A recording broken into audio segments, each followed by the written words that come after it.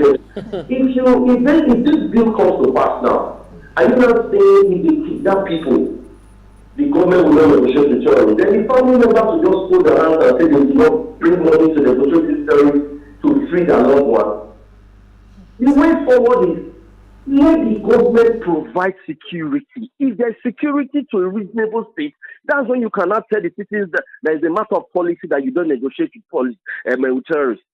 I don't like putting the cart before the horse in this country. It's a very funny, highly insensitive and wicked law that they want to bring into this country.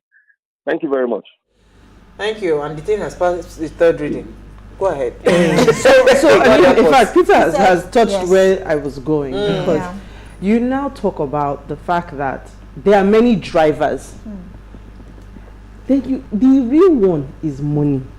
It's the economy. We're not just seeing which was why EC was harping on poverty. Yes, so we're not just seeing it in the increase of kidnapping and ransoms. You just shared a video. Even crime, breaking and entering, breaking cars, all these things are on the increase. Why? People must eat. If you are hungry. Anyhow.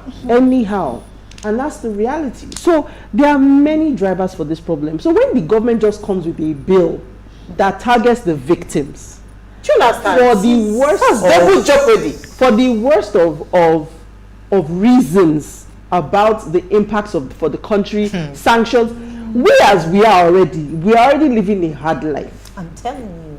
What is sanctions going to add to it when people are dying like chickens? Let's take a call somewhere from Mota, then I'll come to you. It's easy. Thank you for calling. Hello, good evening. Hi, Samuel.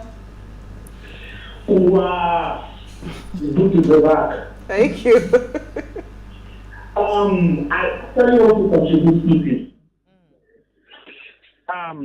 On Tuesday, I said we are mad in this country. You think I'm joking?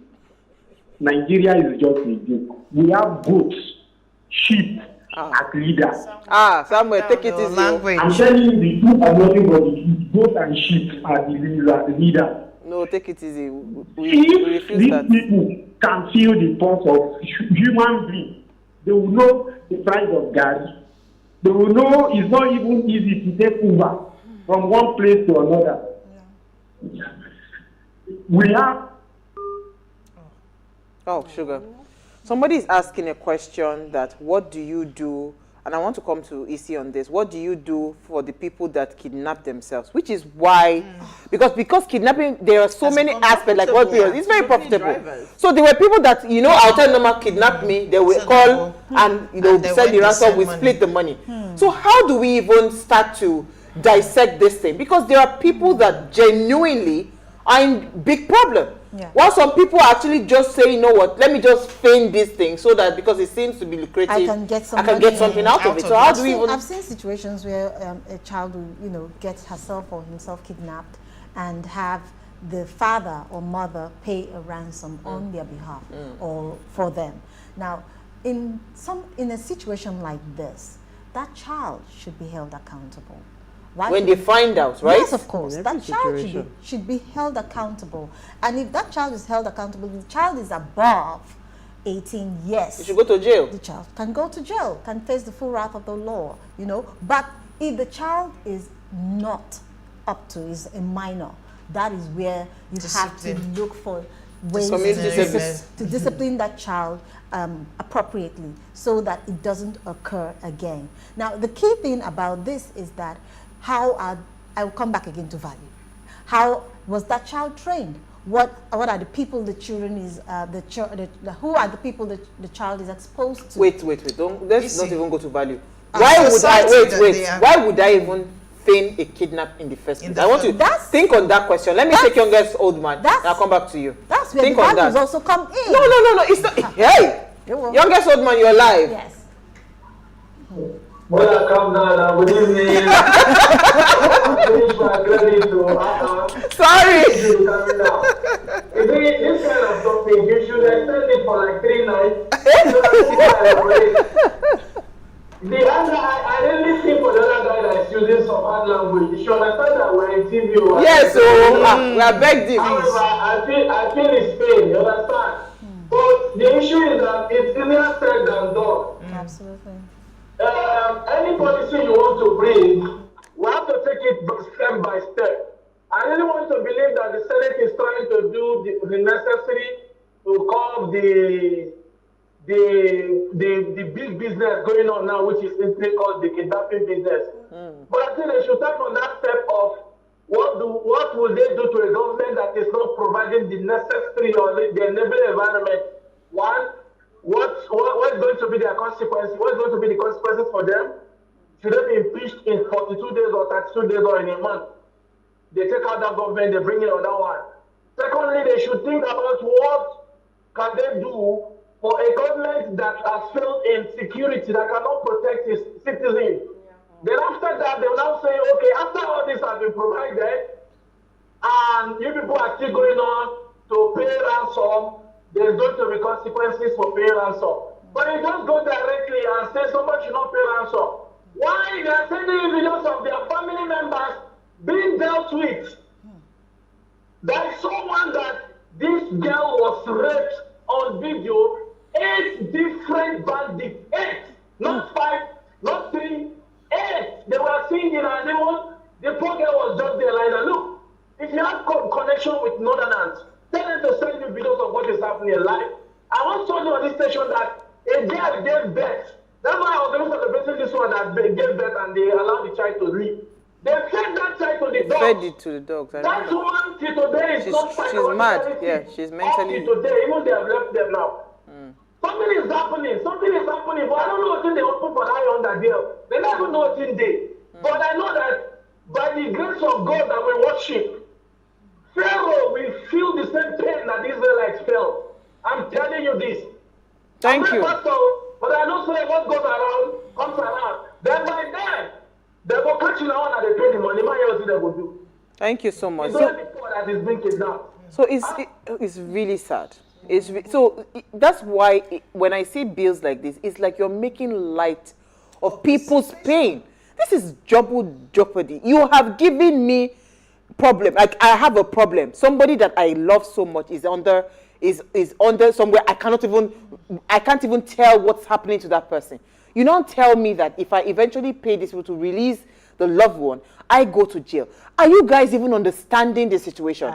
You see the situation. So that was the trauma, place. It's not making light of it. It is a shift in perspective. Do you don't understand what that person could be going through. So when I want to solve a problem, glass half full, glass half empty. There is a solution that says I drink the water, or there's a solution that says I pour the water away. It depends on how thirsty I am. So you, at this point, look at the way the story was couched. It did not speak of the death of Nigerians or the lives of Nigerians. It talked about it from the perspective of the country, the international laws, the potential for sanctions, which again is not a bad thing. It's not. But is that what is most important? Thank you. So perspectives are key. So I love the way we've couched it in the sense that youngest old man said, there is a sequence of events. When you show me that security is important to you, you have taken steps and measures to improve security. You have taken steps and measures to show the criminals that crime doesn't pay because I will catch you and I will deal with you. I look at the other drivers and I look at the economy. I look at how to put money in people's pockets. I need to look at how to employ people, how to educate people. All of that is in motion. Then you now come and say, well, I've done ABC. So it's not now, if you choose to pay ransom, I will now face you because you have now become part of the problem. But you have not touched the problem at all. Even money, you can actually print special money where people serial numbers and all of that can be traced. All of those things. You've not put in any measure at all. But I think we have a caller as our final caller for the evening. Then I'll come back to Isi and Norma to hear your final thoughts. Quickly, let's hear what you have to say. Yeah, Samuel. Let me give my solution. I see this deal. Can you first of all apologize for calling them sheep and goats? No, I don't apologize for. Okay, you're not ready. Go ahead. Is it there? I think we've lost it. Okay, so Isi, let me hear your thoughts. My thought is this: they should prefer solutions first, which is what he has harped on. Preferring solution is not about us going through the motion of just lip service or saying that we will do this, we will do this. But we should see the actions being taken place so that First, we should work with the fact that we have individuals who are not educated. We should work on literacy. We should work on the greed and the mindset of Nigerians. We should work on providing jobs for Nigerians so that this profiteering or whatever doesn't grow beyond what we currently have. And the fact that we have individuals who are who have been traumatized by the experience of being kidnapped. You know, when the young man was talking and he was describing the vivid description of how the ladies were being raped, and I just couldn't take it. It is quite seething for me to take in. So if we have like an anti-kidnapping squad that would be trained to actually go in there, get individuals who have done this, and hold them accountable. Hold them accountable. I think, yes, so we can say that the government has done their part, which they haven't yet. Norma, let me hear your thoughts quickly. Okay, before I share just a few words, I have a comment here. It says, "Good evening, ladies. I think this is one of the insensitive bills passed by the legislature. Why not a bill on a governor of a state that cannot handle security being impeached, or some for the president? Why will it be the masses that are supposed to be protected bearing the pain? In 2023, we should elect people that really understand issues and can contribute intelligently and prefer solutions. These bills encourage citizens to be kidnapped and family leaving their loved ones to be killed. We should encourage the citizens to get PVC and vote rightly." That's from BC. Thank you, BC. BC. But just to conclude, I think I would want to beg our legislation to have a heart. When they're considering this, think about your mothers, think about your daughters, think about your sons, think about your fathers. It is because of a sense of a lack of consideration. That's why we always have this mentality of not in my backyard. So because it's not happening close to me, I don't feel the pain. I don't know what you're going through. They kidnapped a son of yours. I don't know what that feels like. So I cannot empathize towards the victims. And that's why this bill can be okay for them to pass. Third reading, you can imagine. So when they begin to have a heart in their considerations, when they begin to think as citizens of Nigeria, if this was affecting me directly, what would I do? You know what? If they refuse to have a heart, for us the people, let me say my own we can take them out. For us the people, you must start to think of getting well educated when it comes to your your governance, the governance structure in Nigeria, so that if they refuse to have a heart like Norma has begged them, we will take them out and put people that have heart. If those ones come again, their head is not correct, we move them out, and it's like that. So there has to be a system until we get the right side of people. Now remember something. Evans was arrested in Magodo, right? There was a lot of fancy around it and all. Who is the policeman again that went to arrest him again? Answer the name person now. His name doesn't come quickly to mind. Please, Uti, I know you know the answer. The one that was caught. Why are you trying to call my name? The one that went to pick a kidnapper. Because he knew where he was. A few years down the line, Super Cop is being indicted for being a drug, peddling drugs and whatever. He's been indicted and all of that. Of the system. So, my point is that even the people that are supposed to be part of this security architecture, because you cannot tell me that these kidnappers, our police and our army, our military, and they don't have the money to fish those people out. They do not not even fish. They do not have a cut in this so-called percentile share, because this thing is very profitable. Do you hear how much they take for ransom money? So if we are ready and we're serious people, before you come and pass a bill to say you want to arrest me and put me in jail for 15 years because I had to go and pay ransom that I did not have. Because mind you, most of us don't have this ransom. We have to sell things to go and pay the ransom.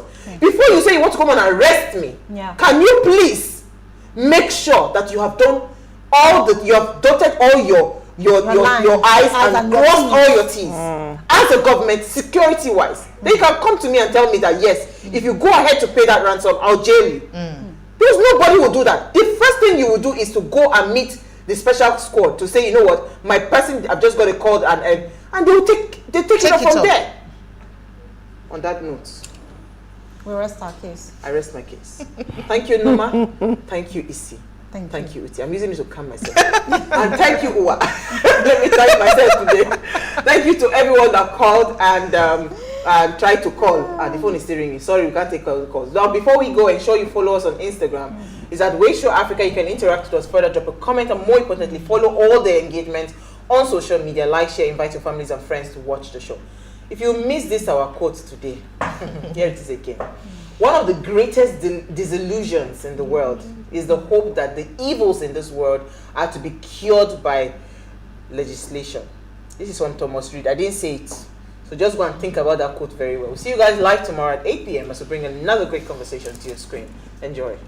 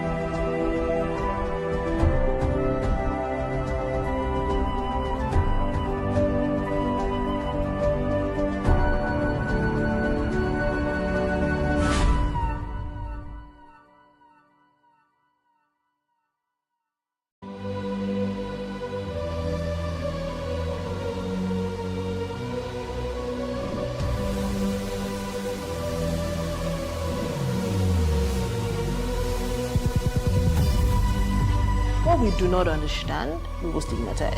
What you can see is the remaining of the tanker that exploded. The suspect equally confessed.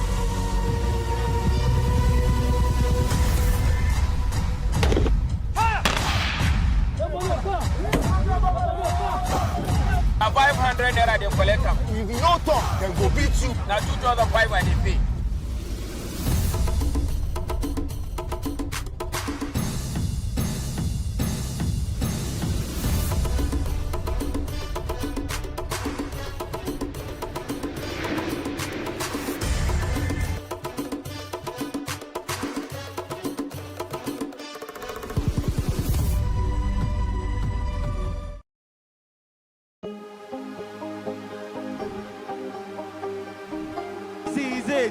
For upcoming artists to blow in Nigeria.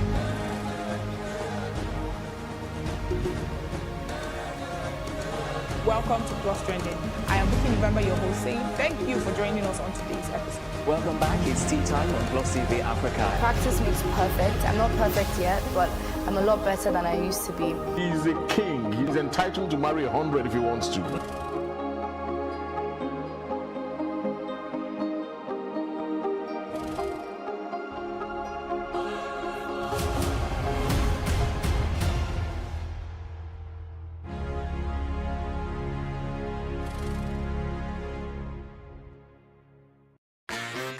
Hello and welcome to Space and Style, a property show designed to connect various stakeholders across the property value chain.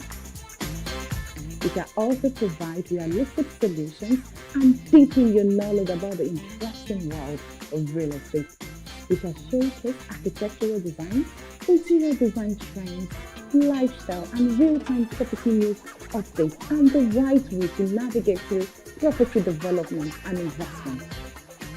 Join me every week on this channel as I take you through an exciting journey in the world of real estate.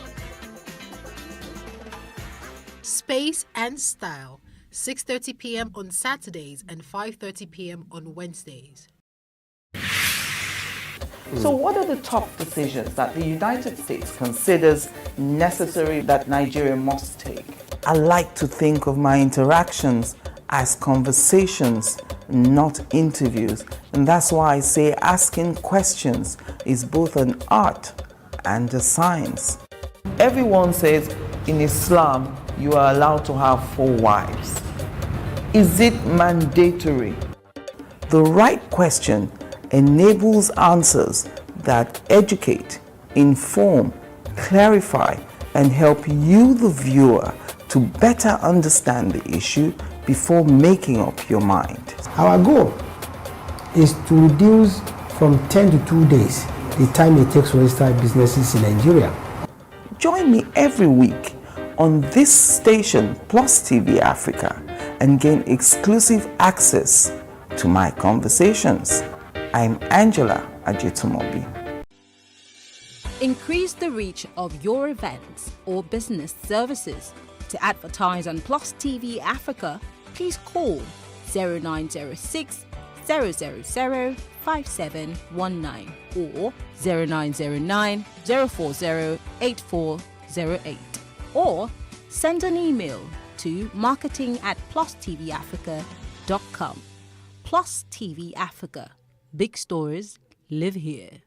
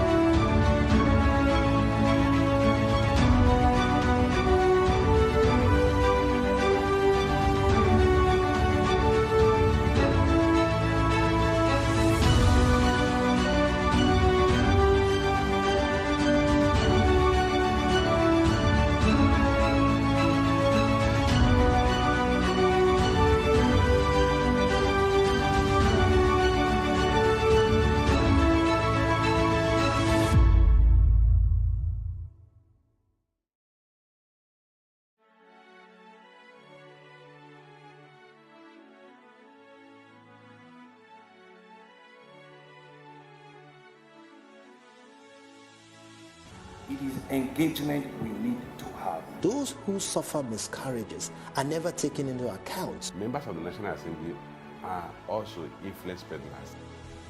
You are sitting on Nigerians' money. From the Babin, I pay my rent. From the Babin, I send my children to school. A consultative engagement. No any tangible notification before they ban us. It's one thing for people to be at your back and the heat of the moment, and another thing for them to still be with you when push comes to shove.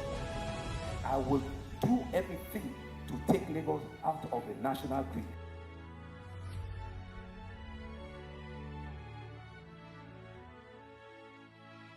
In raising our kids, parents should stop playing God.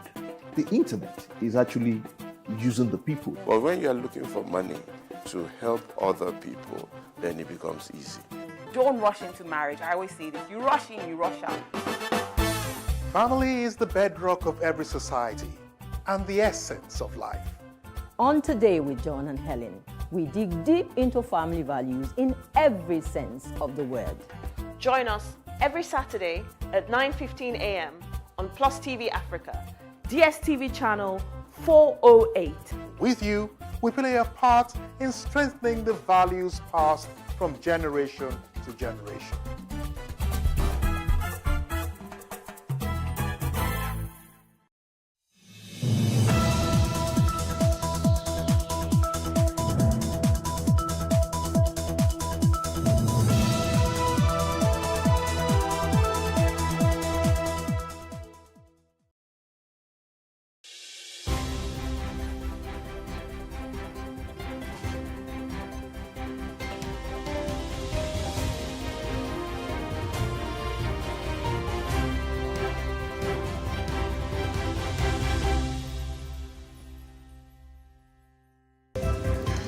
Today on The Breakfast, human rights lawyer Femi Falana says former President Goodluck Jonathan cannot contest in the 2023 presidential election, citing constitutional provisions barring the ex-president from seeking re-election.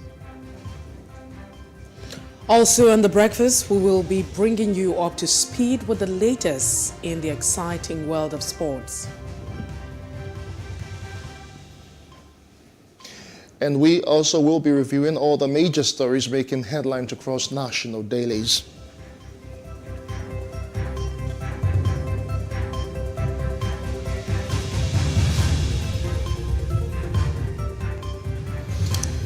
Good morning to you. Thanks for joining us. It's another edition of The Breakfast coming to you from PlusTvAfrica here in Lagos, Nigeria. My name is Justin Akadonye. It's a beautiful Friday morning and it feels really great to be back on your screen. I am Mercy Bopo. It's been an anticipation for those who actually observe the holiday, looking at the very long holiday that has been cut short. Yeah. It's more like the ticket has been cut. Well, it is really, well, something for them. But hey, holiday, no holiday. Most of the time when you talk about holiday, I don't even look forward to anything because we know ordinarily there is no holiday for people like us. But it is Friday, it is the weekend, and it is a restful one. As much as possible, try to just ease out all of the stress. For you ladies, as you would say, let your hair down, whatever that means. It means to try and relax. How do you guys let hair down? How does that work? So is this what you do by letting your hair down? No, that's not what it means. So, okay. It's just, part of speech, and that describes the fact that you need to relax, have fun, Just, so your hair is up right now? Or? Yes, my hair is up because I'm at work. So let it down. Okay. Just relax and go ahead. So not necessarily letting your hair down. But don't let your hair down. I thought maybe you just pack it up and just let it go and just relax, whatever that means. Are you attending any wedding this week? Because I know you and weddings every weekend, so it's anyone this weekend. You almost sound like I crash every weddings in Lagos. I don't know. So how do I attend weddings every weekend? I leave for weddings for weekends. What are you trying to tell me? No, I won't be attending any weddings. Hopefully, I'll try and get all the rest I can this weekend, because you can never ever overemphasize the place of good rest and, of course, good sleep. Let us just slide into top trending, and it is been revealed that the core member who died, who was declared missing on the 14th of April, was later found, but not really in the state that most people or her family would have wanted. That's Stephanie Seremba Terungwa. She was declared missing, and later her body was found mutilated. So it's really sad, but the story hasn't really. So I feel like we're still on top of the situation and trying to understand what led to her body being dismembered.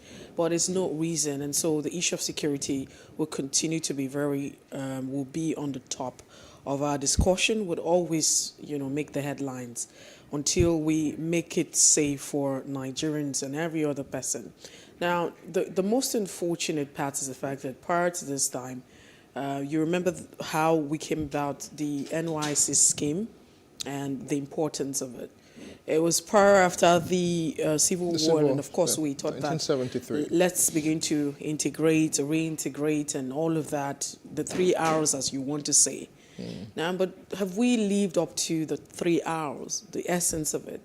Constantly you have people who are deployed from a certain region to another region So they're able to integrate into the system, understand the people, and also get to learn cultural language. And it's supposed to foster unity. Once upon a time, if you find anyone wearing the uniform as a youth corps member, it's always a lot of privilege that comes with that.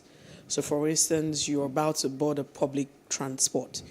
You're given, an extra. I mean, they could just go ahead and say, you know what, don't worry. Because you're seen as a property that belongs to the entire nation. And so they say, you'll be government picking. But it's really, really sad that you would have someone wearing that and people no longer... so the essence of it, we've actually practically lost it entirely. We used to have the way we treat those who wear this uniform at every point in time. At every point in time, exceptions were made for them. It's quite sad. It's really, really sad that it's no longer safe for anyone. It's no longer safe for the, the youth corps members. And that's why people constantly would say, you find out that someone is deployed from a certain region to another region, and then they find a way to redeploy and get to a safer path. They don't want to go there. So people have constantly asked that, let's scrap the scheme. Security, number one, is top on the list. How far have we made it, safe for our children? Those would have to go to these camps, to go to different paths where they don't have parents. We found out the issues of negligence, right? Issues of negligence that has led to the death of corps members. You find out that someone has different ailment and no one paid attention to her or him, and in the course of all of that, they lost their lives. How about the fact that it's no longer safe for this person? So it's a lot. Yes, but it brings us back to the fact that every day we're losing lives. And the essence of government and governance is that lives and properties would be protected.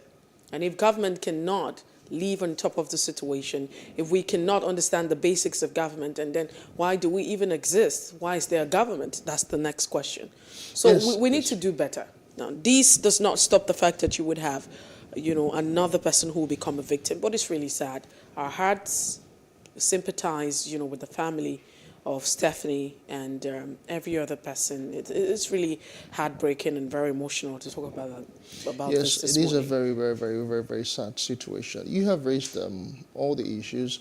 Most of the times, there's corps members are deployed to areas, regions that are very restive. Over time, they have been used as ad hoc staff for election duties, and we've had stories where they have been killed, where they have suffered, from violence that have erupted from, elections. And most times, the security that they should be given, they don't get.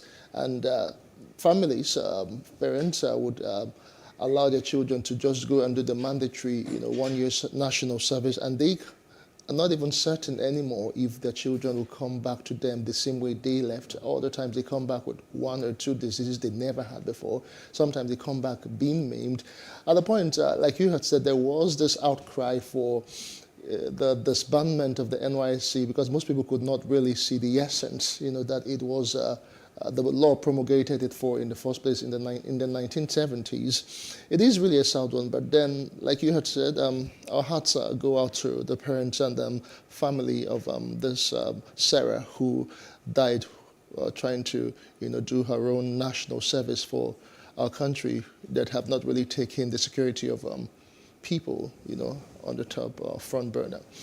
We'll move away from that one. The NYSC is also still in the news. I think it happened in Enugu State. So about 38 or so of them, were sanctioned for various reasons. Some of them, absconded during service, while some of them, did not really do all the needful as stipulated by the NYSC edict and all of that. But Mercy, I wonder why people, would go to a particular state. At the end of the day, they don't want to serve. It's either they are running away or absconding, or sometimes we've had cases where people, would ask other people to help them with their clearance, what they do monthly, and they go out to where they want to stay, maybe where they do businesses or where they live. So at the end of the day, it will seem as though that they, served when they actually did not serve in that particular state they were posted to. But the truth is that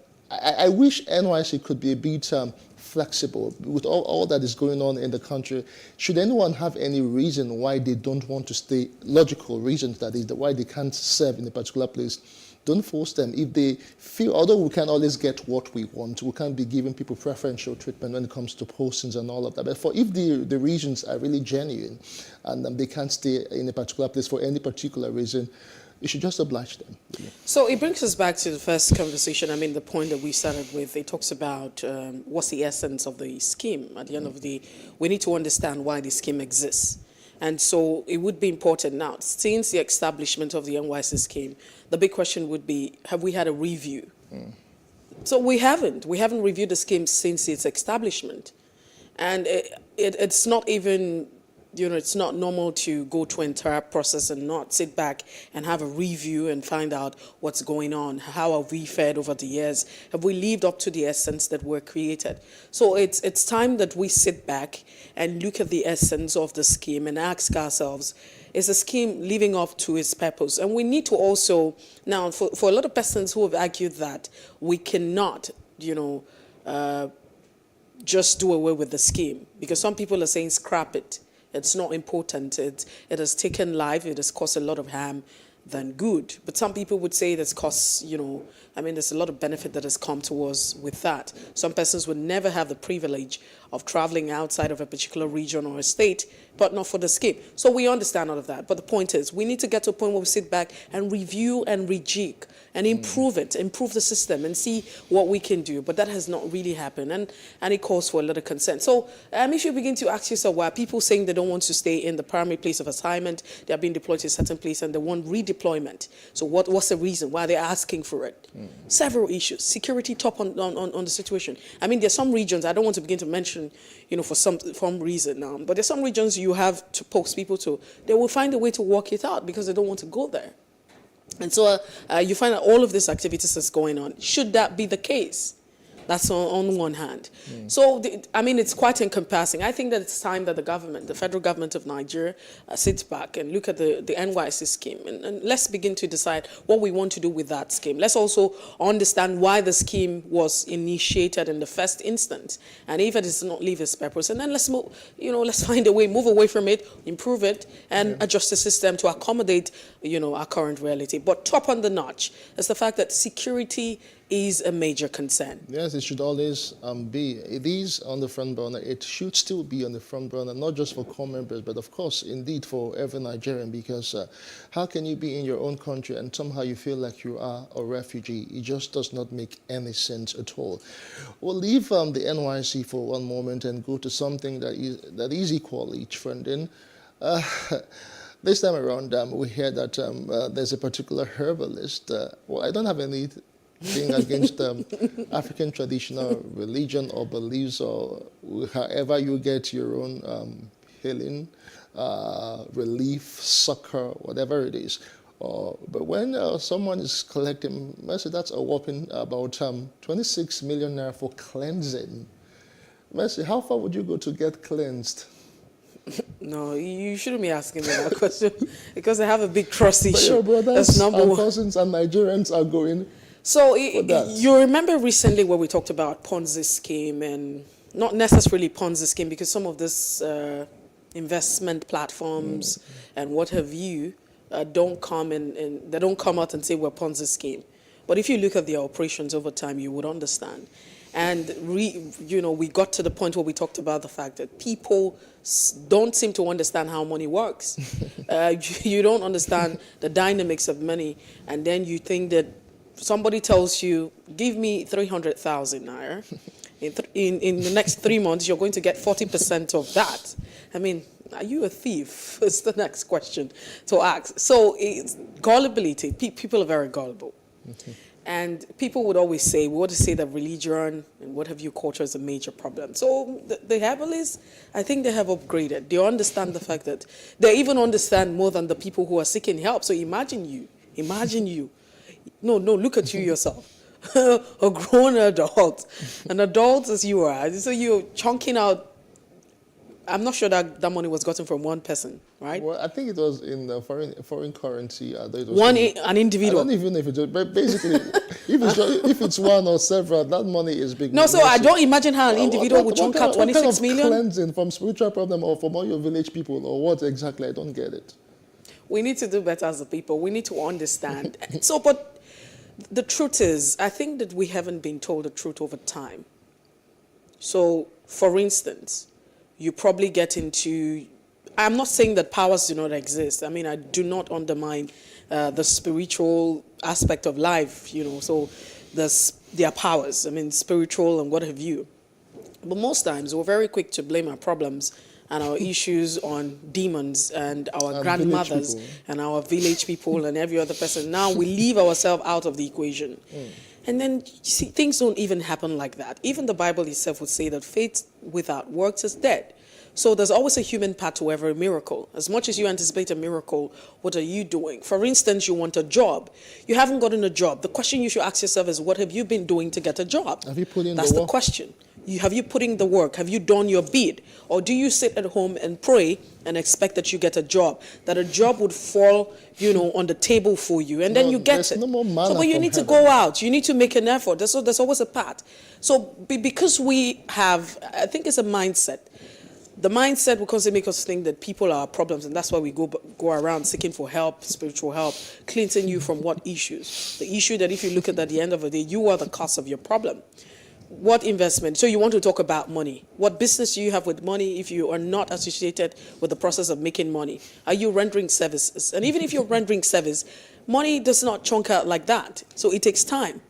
Now, so what are you doing? Do you have a product? So somebody tells you the reason you're broke, the reason you're poor is that your father, your great-grandfather has held you. No, we're not saying that these things don't happen, but I'm saying that to some extent, you now go to the extent of throwing such money because you feel. So what are you being cleansed from exactly? But it's okay. From all the issues that has been bugging your entire generation for years, from all the issues that making you not progress in your business and all of that. So what would the herbalist be doing with 26? What would the herbalist be doing with 26 million? Mercy, sometimes I find out that, I don't know, ironically, those herbalists, those native doctors, those spiritualists, with the 26 million, it doesn't hit on them. You never can tell. It's a disguise.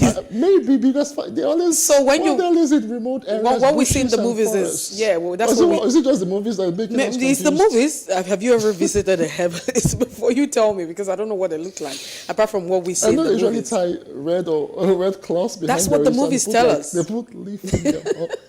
Maybe they have mansions across, but we're saying that we need to understand ourselves as people. We need to understand our environment. We also need to understand, everything. Let's be wise at the end of the day and not be gullible, because it could also pass for another Ponzi scheme, if you ask me. All right, that's as much as we can take on Top Trending for this morning. And indeed, for this week, a Top Trending returns again on Monday. But we will take a quick break, and when we return, we will be reviewing the top of the front pages of major dailies in a moment with an analyst, of course. Join us again.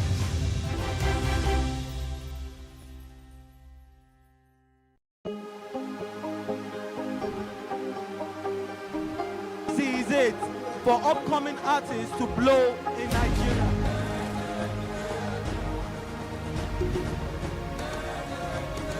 Welcome to Plus Trending. I am Bookie November, your host, saying thank you for joining us on today's episode. Welcome back. It's tea time on PlusTvAfrica. Practice makes perfect. I'm not perfect yet, but I'm a lot better than I used to be. He's a king. He's entitled to marry 100 if he wants to.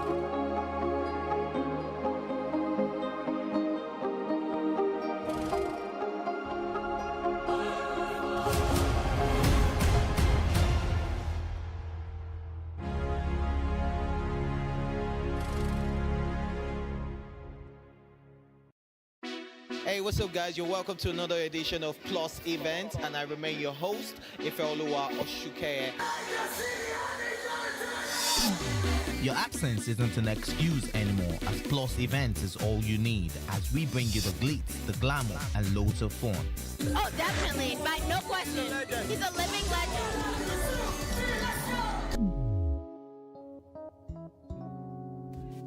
God forbid, Holy Ghost fire. I just want to be blown away. I want to be wild. This is 11 years of doing it.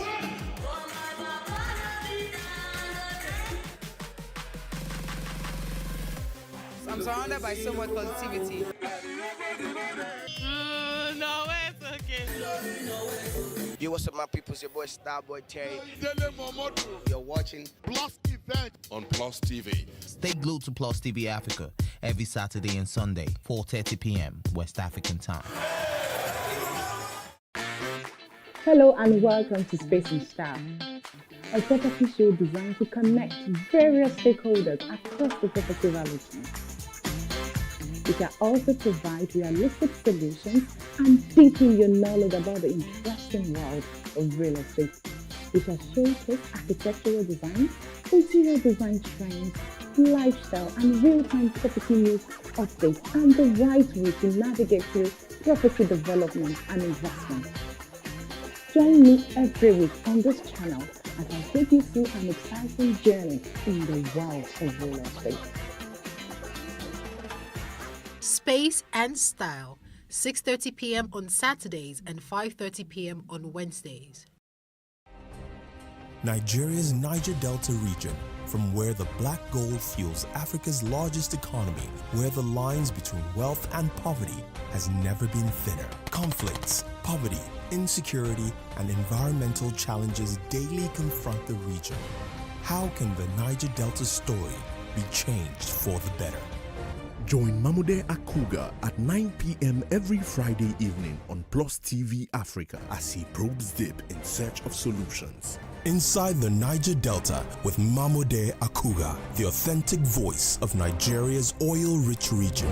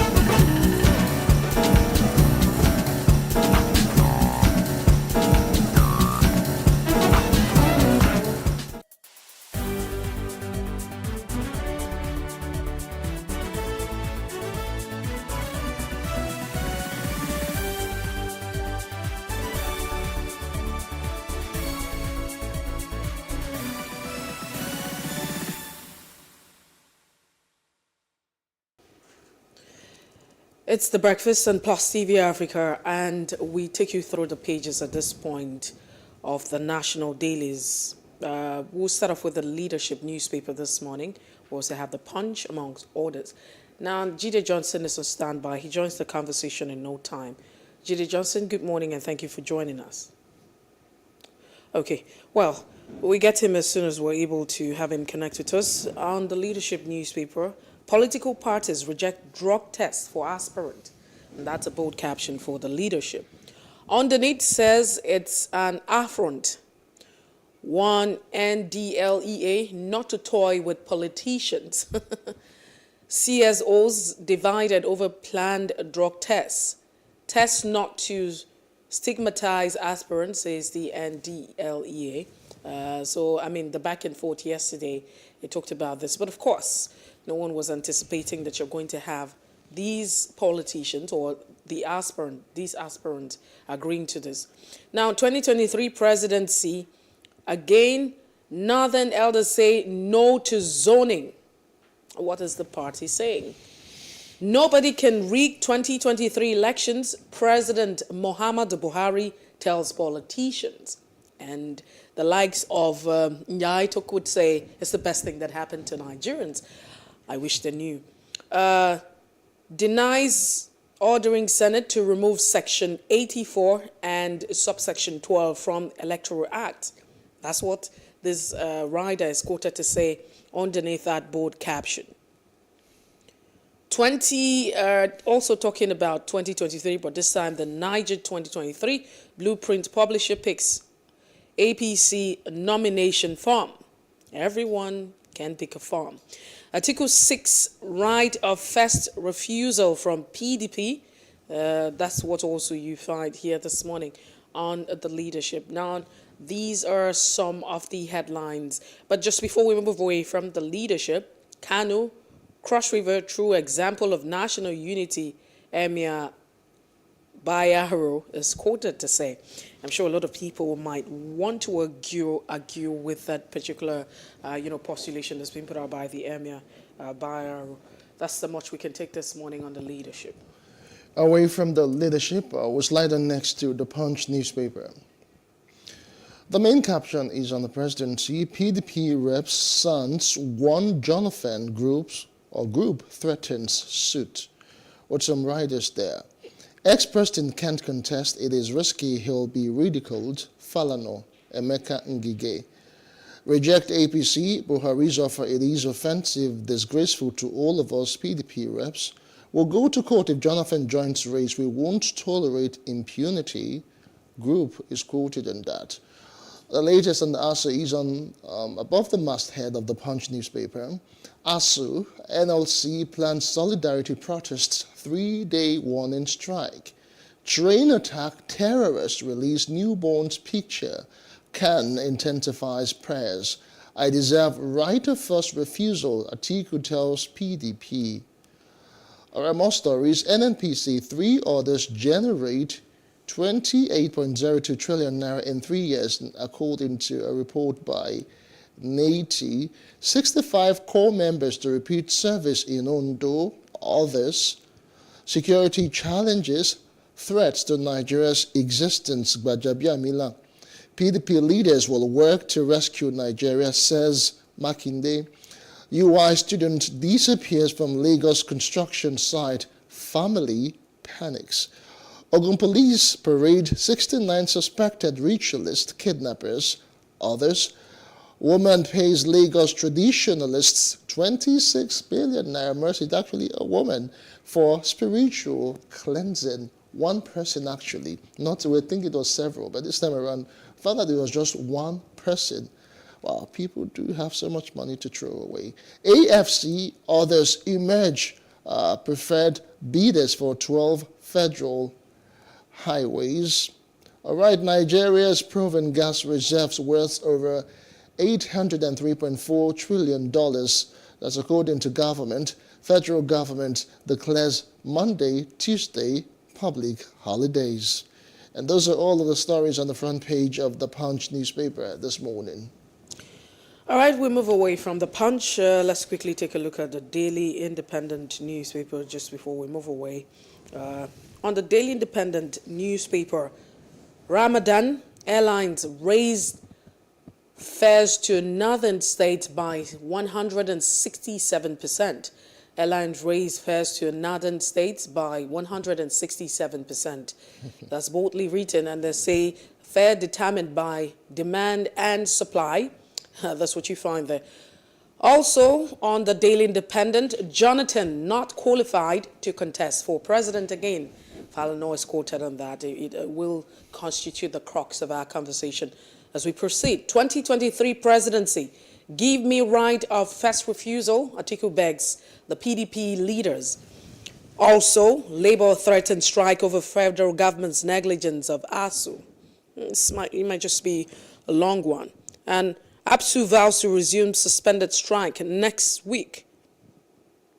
Federal government, state and local government share 19.01 trillion naira mineral revenue in 3 years. That's also another caption. And you find another bold headline saying, Total to put its stake in joint venture on sale. It might just be some business and editorial report right here. Buhari vows to protect votes of Nigerians in 2023. And all the quotas would say, the president saying, nobody can rig these elections. Also, Vice President debunks Tinubu's influence in becoming the Vice President. Okay, these are really interesting days and times. Well, these are some of the headlines this morning on the Daily Independent newspaper. And of course, we also have the Nation newspaper this morning. Buhari to court, Electoral Act 84 subsection 12 unconstitutional. Insecurity, Sokoto residents sleep in Niger Republic. Terrorists release photo of baby born by hostage. All right, more stories on the Nation. A PDP suit for hearing May 16. APC drops guideline on resignation, awaits court verdict. NEF, that's Northern Elders Forum chair, urges parties to requesting show tickets open. PDP screens 48 aspirants for governor in Southwest, Southeast. Bolarumi challenges Makinde. Abakari loses bail battle. ICPC probes FMC bus over 176 million naira COVID-19 cash. Let's see if we can take all the stories on the Nation newspaper this morning. Falano, Jonathan barred by Constitution from contesting. Okay, shutdown of 840 megawatt plants to worsen power outage. Those are the bulk of the stories on the front page of the Nation newspaper this Friday morning.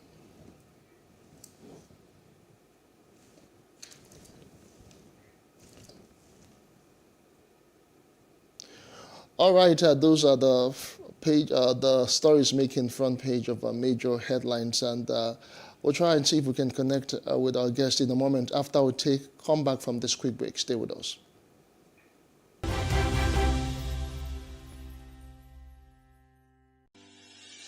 Increase the reach of your events or business services.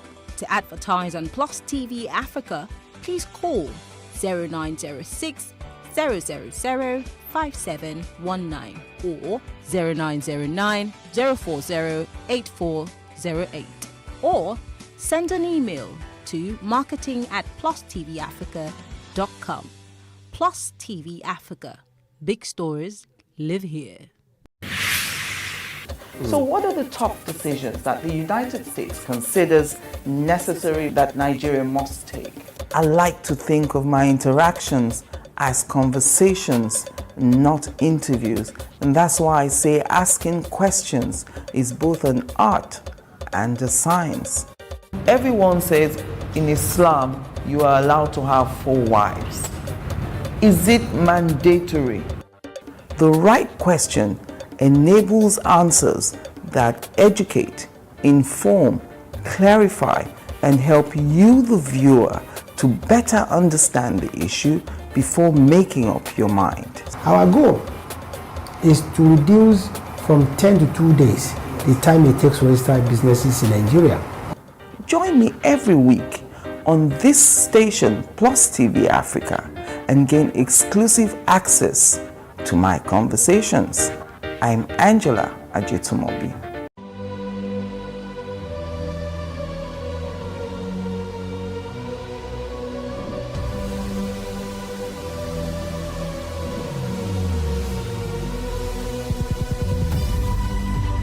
we do not understand, we will stigmatize. What you can see is the remaining of the tanker that exploded. He suffered equally confessed.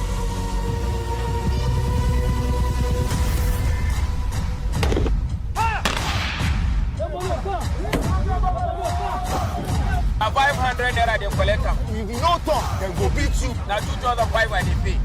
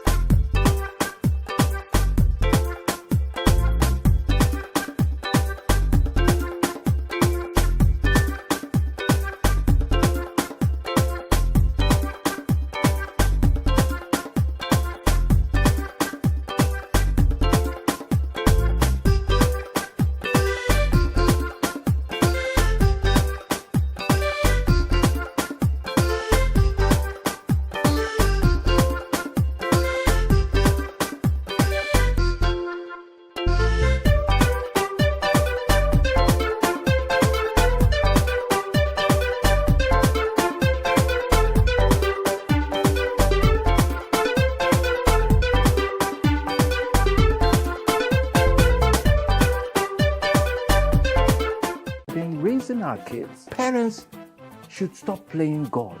The internet is actually using the people. But when you are looking for money to help other people, then it becomes easy. Don't rush into marriage. I always say this. You rush in, you rush out. Family is the bedrock of every society and the essence of life. On Today with John and Helen, we dig deep into family values in every sense of the word. Join us every Saturday at 9:15 a.m. on PlusTvAfrica, DSTV channel 408. With you, we play a part in strengthening the values passed from generation to generation.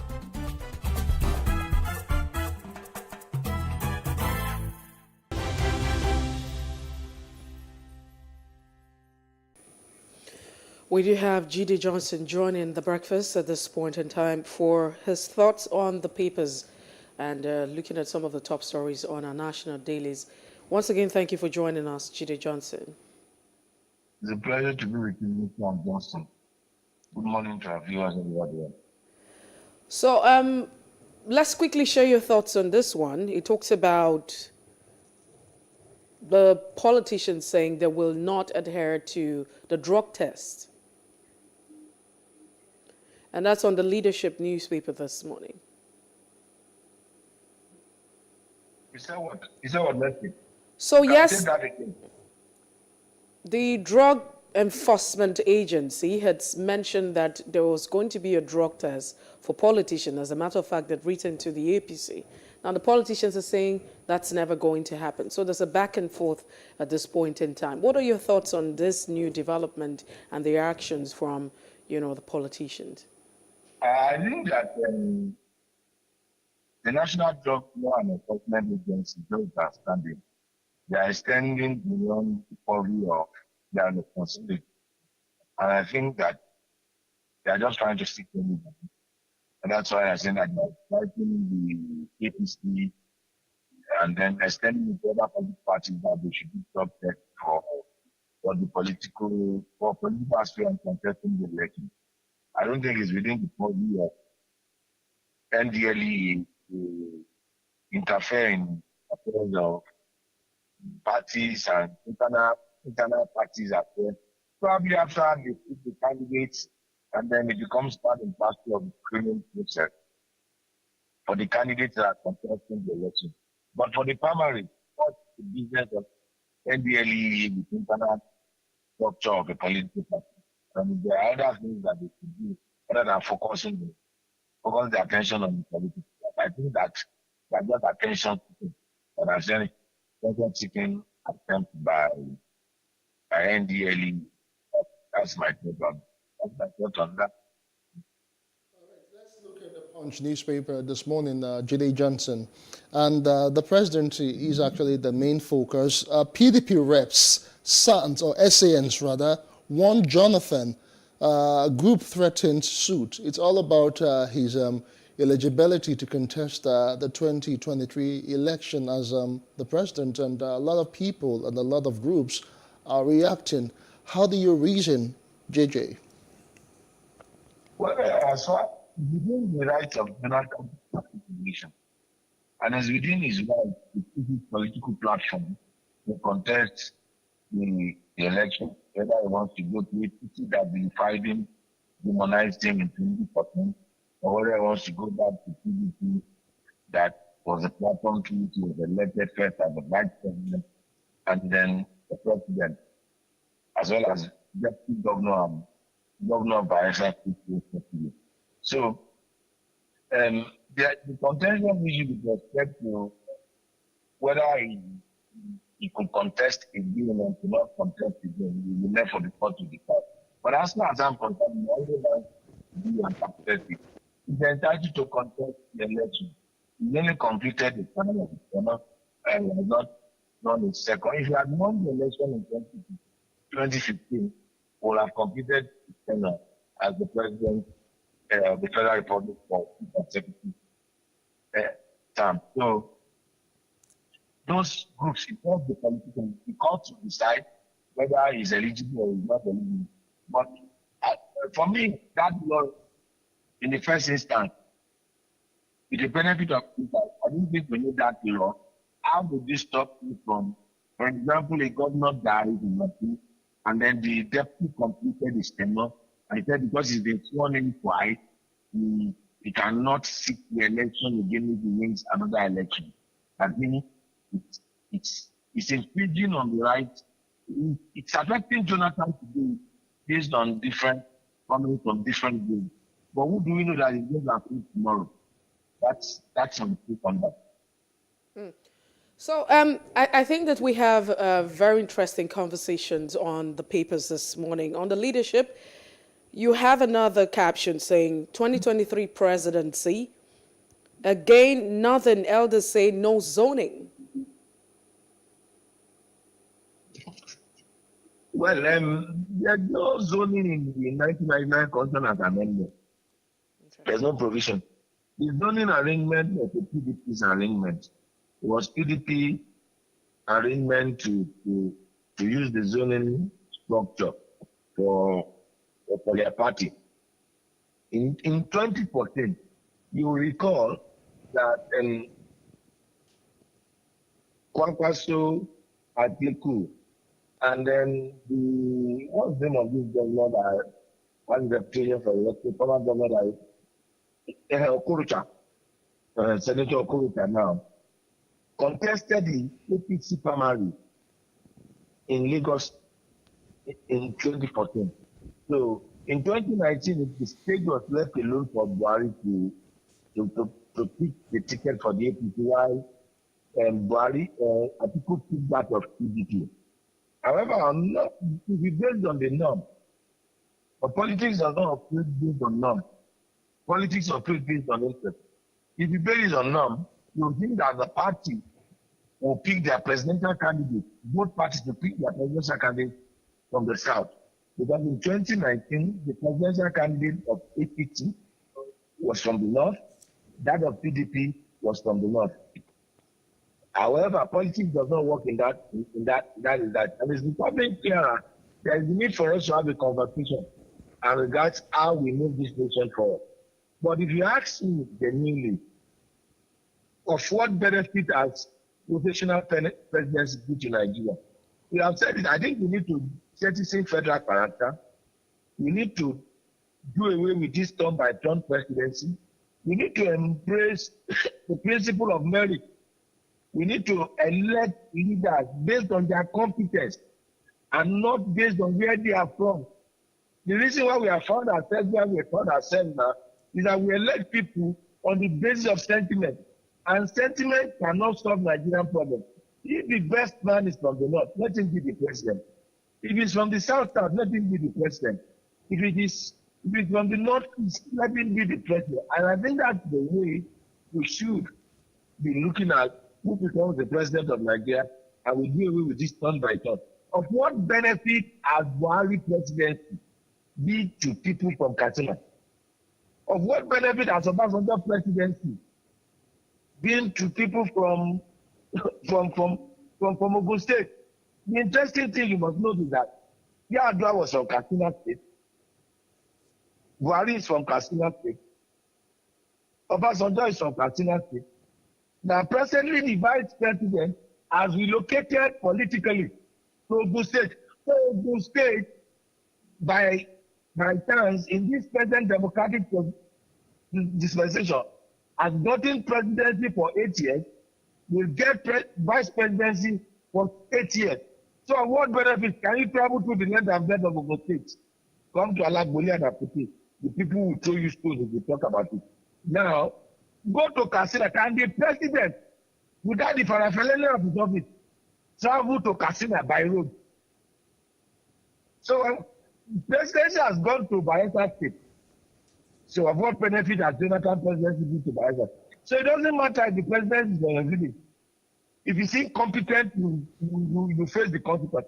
However, if the president is not from your village, or is not from your ethnic group, is not from your political zone, if he's competent, you will enjoy the levels of democracy. So we must do away with this turn by turn democracy. All right, JJ, let's slide on to the Daily Independent newspaper. There are very interesting stories there. There is that of the 2023 presidency, and the former Vice President Atiku Abubakar is telling the PDP that he deserves, that's the word, and the right of our first refusal. There's also another one, Ramadan Airlines raising fares to Northern State by a whopping 167%, saying that it is a factor of demand and supply. Let's see which one you want to just jump on, Jide. Well, for me, the unfortunate thing about what is going on like that is the feeling of attachment that some group of political things that they have about the direction of this nation. I saw one of the interviews that people done to me and said that I have 11 million votes. I have 11 million votes in the bank. So that's how they told the dummy of Buhari. Buhari has 10 million votes. Buhari has 10 million. It's not about votes, it's about competence. It's about people that have capacity to solve our problem. Now, Buhari, the majority of those that are finding themselves as presidential candidates have been part and parcel of the political process in Nigeria. And for almost a quarter of a century, what do we have to show for democracy? It's an insult for people like Atiku and Tinubu to encourage themselves to want to become president of Nigeria. At what age and at what state of their life? So it's not for the young people to decide, and it's not for the delegates of both parties to decide who will be their flag bearer for the election. But as far as I'm concerned, I know who I will vote for when the election comes. And my conscience will be clear that I vote according to my conscience and not based on the basis of primordial sentiment or not based on the basis of political parties, but I vote on the basis of competence, character, and integrity. Jide Johnson, when do you think we're going to get off with, it's going to be over with ASU and the federal government? It's really sad. I'm asking, when do you think that we will get over with the ASU and the federal government saga? It's telling a lot on the educational sector. When the Minister for Education for State, Minister of State for Education, does obtain the form to expression of interest to contest the presidential election. When the Minister of Labour and Productivity also indicated its interest, someone was given the responsibility to manage the Department of Government, and they have shown the lack of capacity to manage just a Department of Government. And that person has the gumption to say that they want to become president. So there's no end in sight to ASU strike because government is not engaging them. The people that we have elected are not engaging them. The people, those who have elected and appointed, are not engaging them. So both ASU and federal government and two perpendicular lines. And we said two perpendicular lines can never meet until they meet at infinity. And who knows the infinity? So there's no conversation, there's no discussion. Electioneering and politicking are taking over. And as far as the political class are concerned, when the election is in place, they don't care about anything. They don't care about us. Now, if you could see that the Minister of State for Education has no trace of state, including the Minister of Labour and Productivity, that they could even have that thought to say that they want to contest for the presidency when they couldn't manage the educational sector. They now commit the whole economy into their own hand. What would they do with it? All right, Jide, so before we wrap up this session, let's talk about, do you really think it is fair that the airlines are talking about demand and supply, and right now they're increasing fares, by 167% to just northern states, really? Are they in order, in your opinion? Well, what has been increased in Nigeria? I was discussing, my colleagues were complaining yesterday where there is a need for management to look into a salary, the food prices are skyrocketing, the cost of living. It's virtually everybody. The sachet of milk you bought for 20 naira that Buhari and Sibajo used to campaign in 2014. It's sold for 18 naira now. So what is affecting the airline? Are they going to run at a loss? I knew of a friend that operates hospitality business. I went to his place. They switched off again because the cost of diesel is almost unaffordable. So you run a business at a loss, or you run a business. So if you factor in, I'm sure those airlines must have done factor analysis. They must have taken into consideration their income and expenses. And then what's the bottom line? So we don't put the blame on the airline operators. We put the blame on the federal government itself. What is government doing to ameliorate the pains of an average Nigerian? What is the federal government doing to provide incentives for people running their businesses in the country? So there's no bailout. In other clients, there are bailouts for critical sector of the economy. What were the bailouts for? Well, we just saw them sharing money that cannot be accounted for. And then, Justin, you can't blame the airline operator. It is practically almost impossible to run any kind of business in Nigeria now. I think that this might just be a plus for us. I mean, just quickly, we know that we're going to be talking about this in the next minute. And the issue of Jonathan saying that, Falana saying that Jonathan is not qualified to contest for the president of the Federal Republic of Nigeria come 2023. What are your thoughts? It's the court that can decide that. It's not the opinion of anybody. So it's for the court to decide. Every Nigerian has the right to contest. Jonathan has only contested for that up to point, and I think he has a right to contest. But if anybody feels otherwise, the person will approach the court, and the court will decide whether it's qualified or not qualified to contest the election. However, I think that we need to challenge the constitutionality of that law itself. That law that was signed by the National Assembly needs to be tested at the court to see whether that law is constitutional or unconstitutional. That's my take on with respect to that. I wish Jonathan good luck. After all, his name is good luck if he wants to contest the election. But Nigeria is ready for him. It's left for him to decide. If he's still waiting for people to prop him to contest the election, then he's not a man of business. He's not sure of himself. He doesn't even know what he wants to do. So we don't want reluctant presidency. We want people that have made up their mind. All right, thank you so much, Jide Johnson. I just came back from Abuja and I saw different type of posters. You must run. You must run. You must run. You must run. Oh my goodness. All right, Jide Johnson, thanks for your thoughts that you have shared today. Jide Johnson is the Chief Lecturer, Nigerian Institute of Journalism. Thanks for your time this morning. All right, it is still the breakfast on Plus TV Africa. We'll take a very short break. We'll come back and talk about the eligibility of former President Goodluck Jonathan running, for 2023 presidency in a moment. You don't want to miss. To join us again.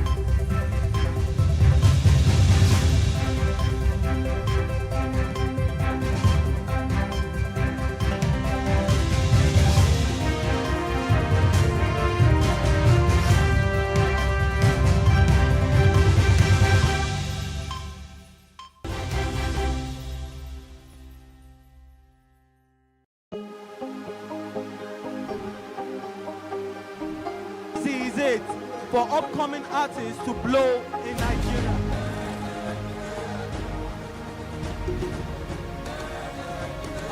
Welcome to Plus Trending. I am Booking November, your host, saying thank you for joining us on today's episode. Welcome back. It's tea time on Plus TV Africa. Practice makes perfect. I'm not perfect yet, but I'm a lot better than I used to be. He's a king. He's entitled to marry 100 if he wants to.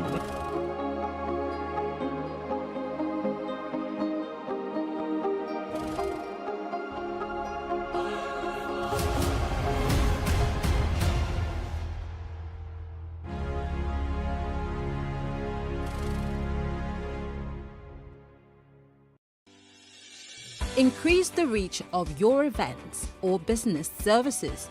To advertise on Plus TV Africa, please call 0906 000 5719 or 0909 040 8408 or send an email to marketing@plusttvafrica.com.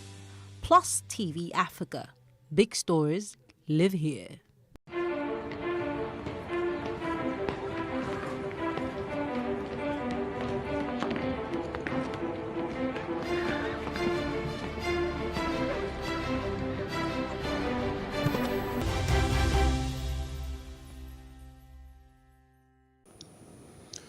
All right, welcome back. It's still The Breakfast on Plus TV Africa, and former President Goodluck Jonathan has been in the news for the past 24 hours. Specifically, human rights lawyer Femi Falana says that the former president cannot contest in the 2023 presidential election, citing constitutional provisions barring the ex-president from seeking re-election.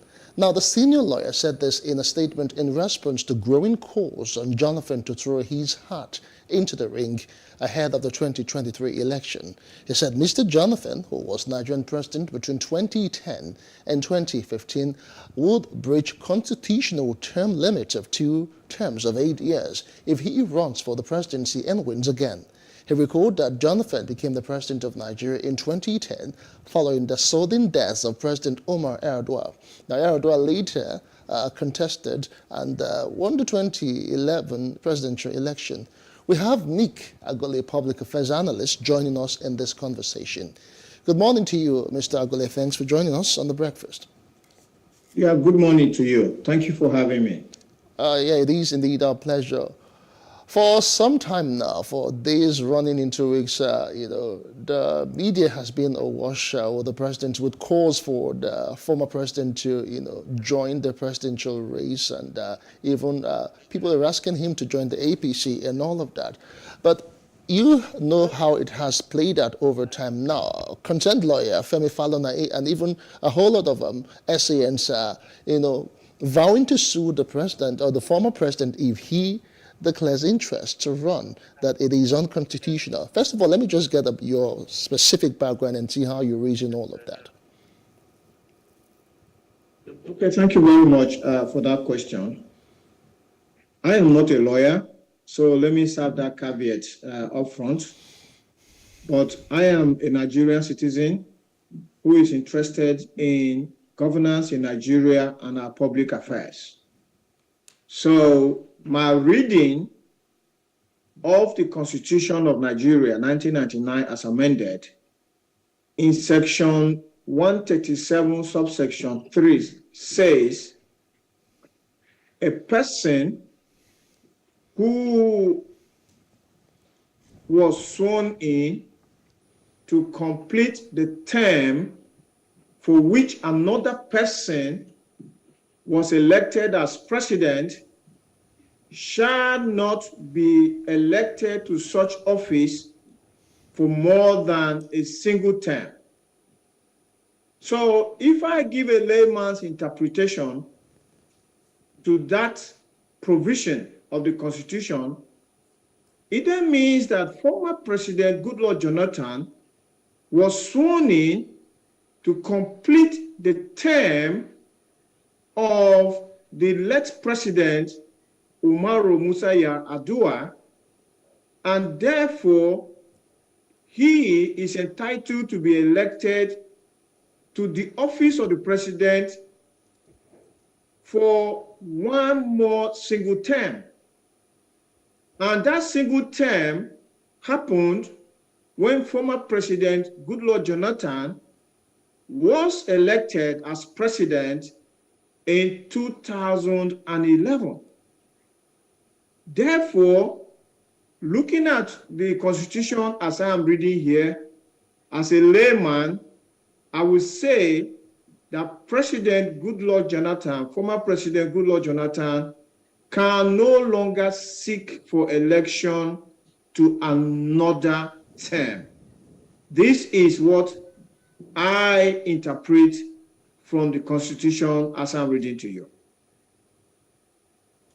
But you also have, some other quarters, some quarter arguing that the law that has been quoted by Falana saying that he cannot become president again, that law was made, he had already been sworn in twice. So he had already been sworn in twice before the law was made. And so the argument is, do we backdate the law? I heard the revered legal luminary, Femi Falana, son, yesterday on a television program where he made several quotations of judgments that have been delivered by competent courts in Nigeria in the past, that affirm that when a law is made, as in this case, the amendment of the Nigerian Constitution, after an event has happened, that the law takes retroactive effect back to when that event happened. So if we go by the submission of the revered legal gentleman, Femi Falana, it then means that even though the Constitution was amended after President Goodluck Jonathan had already been sworn in for 2 terms, that this amendment will take retroactive effect to the 2 terms he has served before the amendment. All right, a lot of reactions have followed that particular development. Specifically, a lot of people are vowing to go to court over that, and they are saying that, let me just read something to you. The Vice Chairman, Director of Public Affairs of the Igbo Leadership Development Foundation, Dr. Law Mefo, said his group will be going to court to challenge Jonathan should he declare his interest. Mefo stated this the People's Democratic members of the House of Reps warned the ex-president accepting offers of the APC and Buhari. Okay, explaining the stand of the ILDF, Mefo, who believes the next president should be from the Southeast region, argued that Jonathan had been affected by the constitutional amendment and thus had no right. So specifically, do you really think this particular case, if it goes to court, will actually stand based on merit? Well, I have no idea how the courts are going to decide this, because, sometimes in Nigerian courts, even when the facts are very clear, the courts can throw out a case on technical grounds. So until this is taken to court and it is judged all the way, I believe, to the Supreme Court, before we're able to know where the Lord Justices, on which side of the divide the Lord Justices are going to fall on. And I would say it is a good thing. It's going to deepen our democracy. It will add to our common law if this is actually tested in the courts. Let the courts, who are the constituted authority to interpret our laws, be the one to have a final say in this debate that is happening. No, but we still have this argument. They're still saying that this law came after. This law came after he had completed his tenure. I mean, so it shouldn't affect him, and everyone is expected to. I mean, those who are actually holding on this argument are saying that Falana, of all people, should know about this part of it, that it doesn't really hold him, because at the time he had already completed his tenure before the law came in. Came on board. But looking at it now, what would you expect of, Jonathan at the time? Would you say that it's okay for him, to go ahead and pursue it if he's been pressured? Because it feels like he's not the one who wants to become president, but you have a lot of Nigerians who have, trunked out on the streets and are asking him to become president or contest for the position of the president. So the legal case has already been laid by the likes of Femi Falana's son, that there has been court rulings in the past that have affirmed that new laws passed have retroactive effect. But I am going to also look at it from a layman's point of view to say that, former President Goodluck Jonathan has already served, has already been sworn in twice before the amendment of the Nigerian Constitution. He is now trying to go and stand for election under this new Constitution, because it is not the old Constitution that is going to govern his desire to become president again. He is now going to become president, and the operating constitution is the amended one as we speak today. And therefore, he has to abide or qualify to be elected as a president under the subsisting law, under the current law, under the law that we have as of today. And that law, as we have as today, in section 137, subsection 3, is saying that he cannot be elected again as president because he has already served a single term after he was sworn in the first time to complete the tenure of late President Umaru Musa Yar'Adua. So if we look at it from this perspective, then we will say that Mr. Jonathan's case may be weak because he cannot be facing today's law and then sitting on yesterday's law and saying I was qualified with yesterday's law and therefore I can disobey today's law. I don't think that's going to likely hold water. But like I said, the courts are the ones who are going to give a final verdict on this. All right, thank you so much. Let's bring in some legal perspective to all of this. We have joining us right now human rights lawyer, Barrister Justice Onwuegbu. Good morning to you, Barrister Onwuegbu. Thanks for joining us in this discourse. Yeah, good morning. Pleasure. All right, Justice, let's try and get the whole legal perspective because we'll need to get lots more clarity after Femi Falana SAN came out to explain why the former president cannot run.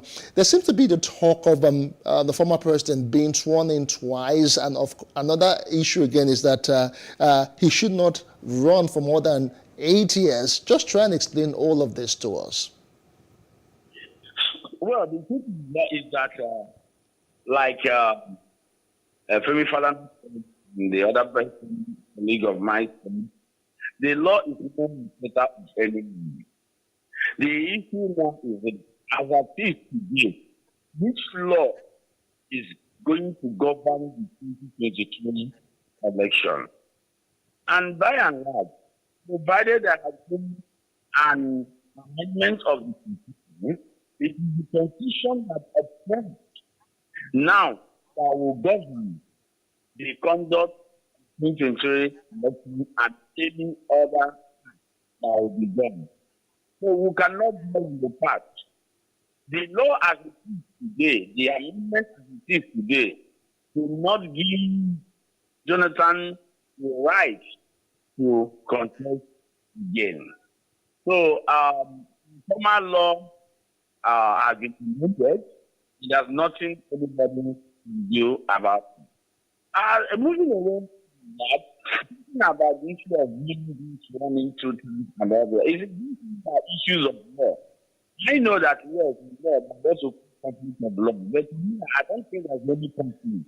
We must look at it politically and do the needful and follow the law as it's supposed to be. We mustn't play politics with everything.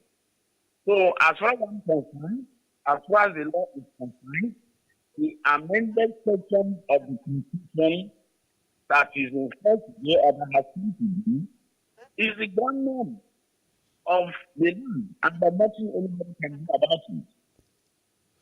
All right. But do you think that the law, I mean, quickly before we, move back to Nika Gule, do you think that the law, this amended part, applies to him, or the amended part works retroactive? Well, if it of retroactive or not even come up here, you must look at the law. The question we should be asking ourselves, was there an amended section or amended constitution? Which law are we operating as it is now? So you see, most times some of these things are issues of argument that will not hold water. You know, it is only when politicians want to do something that they want to begin to look at the law, to take the law and all. Let me say this. Every lawyer knows this. There is what we call interpretation of statutes in law. And most times, there is what we call the mischief interpretation. Sometimes you look at the mischief that the law is trying to cure. So lawyers know this. Even the legislators, the lawmakers, they know this. Who have the mischief rule. Well, I wish we were able to hear you clearly. I mean, the audio is not very clear, and unfortunately, that's a legal question. But we'll just move away from, that, and we're hoping that we're able to reconnect with you and get your perspective, whether or not that part of the amended law is retroactive, in the sense that it was done, he had completed his tenure at the time before the law became, and so what should we be looking at this point in time? However, Nika Gule is still part of the conversation. Nika Gule, are you with us? Yes. All right, so moving from now, do you see those who are not in support? I mean, do you see a lot of litigation against the former president? Yes, there will be litigation either way. If the president contests, there will be litigation. If he is barred from contesting, those who support him, I believe, we also approach the court so that they will fight for his own rights. And we cannot wait to see that litigation play out. But as a public affairs analyst, let me drag this conversation to my own territory. As a public affairs analyst, I would say that because we have been discussing the constitutional qualification of former President Goodluck Jonathan for another term of office as a president, I am dragging the conversations now to public affairs analysis. And I would say that from a public affairs analysis perspective, President Goodluck Jonathan is not qualified to become our president again because we have already tested him. He was vice president from 2007 to 2010. And from 2010 to 2015, that is 5 years. 2010 to 2015, 5 years, he was our president. But he didn't complete. Let's not forget that he was, he was vice president to the late Musa Yar'Adua, and he didn't complete the tenure of, he had to complete the tenure, so it was not like he was elected independently to become president. According to the Constitution, he had to replace him. So how do we explain the remaining and a half? I think we should bring the barrister in to explain that to us. Barrister Uhuegbu, can you explain more of that to us? Because people are talking about two terms. Like Mercy had said, he only completed the tenure of his former principal, Musa Yar'Adua, and he ran for 4 years again. But another issue, maybe I might not really understand the law so well, but the fact was that for 2015, he was also supposed to contest. So if we were supposed to sum everything up together, he would have done the year he completed for the former President Yar'Adua, his 4 years, and if he had won in 2015, there'll be another 4 years. How do you explain all of these, gray areas, Barrister Uhuegbu? Yes, for me, I think my friend in the studio said, it's going to be a question of liquidation, which the court might likely decide the next where to go give directive. But the truth is this: whether he had contested before or not, for me, is not. What we should be looking at is the law. I think our most focus should be on the Constitution as it is today, and not even whether the right and whether it has been running 2 times, 3 times, and that. All these ones are issues of argument and logic. But let us talk more. The question here is the current constitution in a weakness is Mr. Goodluck Jonathan eligible to contest this election or not? I think that is where our focus should be. Because if you begin to allow the issue of when he was running, you see the vice president and then the issue of unnecessary sentences by Nigeria. I'm even surprised to tell you the truth that President Jonathan is even talking about election in Nigeria. We should be really careful so that they will not be hacked, as far as I'm concerned.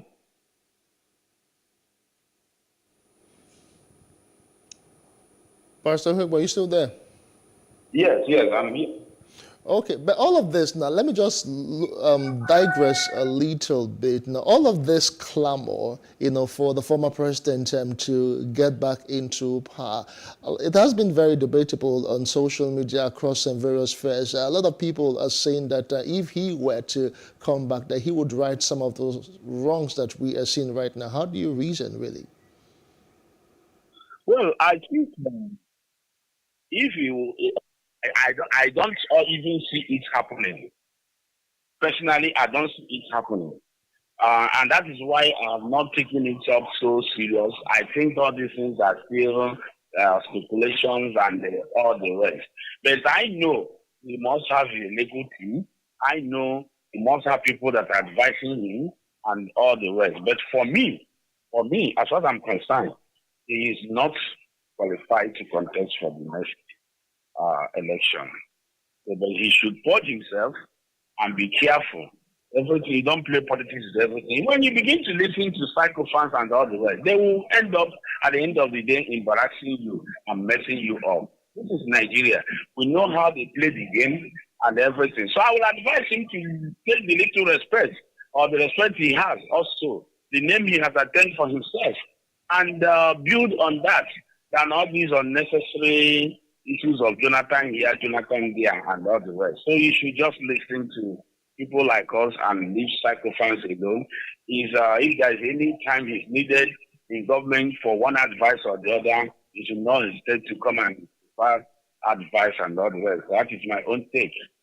So you should not do things that will corner him for unnecessary legal battle and all the rest. And the problem in Nigeria will continue to linger. And somebody who now says he wants to be a messiah or he has done it well before will now become the actual issue or problem Nigeria have. I don't even see him, even if he joins APC now or PDP, I don't even see him getting the ticket. Let's get back to Nick Agule, who's still with us, hopefully. Nick, do we still have you with us? I'm here. All right. So, but it feels like it's a pattern with our politicians. I mean, if you look at it, we feel we seem to be going in circles. So you have a former president coming back to becoming the president or maybe the vice president. It's a thing with us. And so we just keep going back in that circle. Does it really mean that those who have become president or vice president at the time, whether or not military or non-military era, are the ones that have the solution to the problems of Nigeria? Why is it that we always gravitate towards past leaders to become future leaders? I think it's a very wrong thing for us to be doing this, what you have described. Because the best job interview you can give to a candidate is to see the candidate perform on that job. And we have seen these past leaders perform on the job, and they don't do a good job with it. President Goodluck Jonathan himself, after 5 years as a president, he didn't deliver much. I think a lot of people are clamoring for him because if his performance was at 30%, President Buhari has taken that performance to about 15-10%. And so Nigerians are looking at 15-10% and they are now yearning that maybe we should have gone back to that 30%. Because I ranked President Goodluck Jonathan 30% because President Goodluck Jonathan did not touch on the fundamental issues that are bedeviling Nigeria. He is from the Niger Delta. And one of the biggest issues in the Niger Delta is pollution, environmental pollution coming from gas flares. The oil companies produce gas and they set it on fire. It loses money for Nigeria. We don't have electricity that the gas should have been used in generating, and it is causing environmental damage, air pollution to his own Niger Delta people. In 5 years, Jonathan saw gas flares and left gas flares and did nothing with it. Jonathan saw refineries, 4 of them broken down, and he left them, 4 broken down, and he continued to pay few subsidies.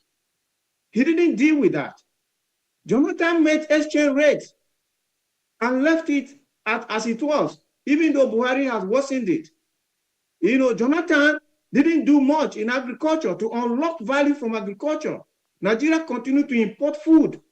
Nigeria, a country blessed with the best fertile soil in the whole world, with a good climate to match and sufficient amount of rainfall. There was no industrial mechanized agriculture that he set in motion that today Nigeria would have been food sufficient and exporting food. He didn't deal with that. He didn't deal with corruption. Look at the kind of things that his own Minister for Petroleum, Madam Alice Imaduke, was engaging in. We're not just, leaving this with Jonathan and the fact that he's been pressured to join the race for 2023 to become president. As a matter of fact, I don't know if he has declared his interest. We have not heard that he has actually come out to say, I want to become president, and via a particular political party. But the question is, why do we still have leaders, past leaders, maybe from the military? Look at the president, the current president, or was a former president, during the military, regime. And so you have, maybe you also look at the current aspirants who are running for the presidency. You have past vice president. And so it feels like it has to always be around the president, former president, or the vice president, and all of these persons. Does it really mean that power centers with this person or the experience, or they have the solution to the problem? Why do we always, and why do they always have to push themselves, in the race? I think there is a lot of executive power in Nigeria. When people test executive power in Nigeria, they don't want to leave it. If you were in the UK like Boris Johnson, you had a party during COVID, and the police are coming into your house to interview you, to convict you of criminal offense. When you are in that kind of office, you can't wait to leave it. But when you are in an office where you are almost like a maximum leader, you are above the law, nobody can touch you, everything is at your beck and call. People want to stay in there. And we have seen these people come back. Obasanjo came back, Buhari has come back, Osibajo wants to come back, Jonathan wants to come back. And we have seen that they cannot deliver anything, because if they had delivered, Nigeria would be a better place than we are today. We're in a Nigeria today where a pregnant woman is being kidnapped and is being held on Nigerian soil, and the bandits even went and brought doctors to come and deliver her baby in bondage, and the bandits had the temerity to take the pictures of that baby and show it to the Nigerian public. And we have armed forces. We have a commander-in-chief of the armed forces, and they are going to bed and sleeping, and Nigerian citizens are being held in bondage on Nigerian soil. It's not as if they've taken them to a foreign country. They are here with us. All right. And this is the kind of people who want to always come back again. All right. And the reason why they are coming back is because they have taken possession of the electoral process. They control the parties and all of that. And that is where Nigerian citizens have to come in. All right, thank you so much, Nick Agule, for your thoughts this morning. We just have to wrap it up at that particular, thought that you just left off. Nick Agule is a public affairs analyst. We were also joined by Barrister Justice Onhebu. Thank you so much, gentlemen. Thank you, man. Thank you so much, and have a nice day. All right, it is still the breakfast. In a moment, we'll come back and give you a roundup of what happened in the world of sports lately. Just stay with us.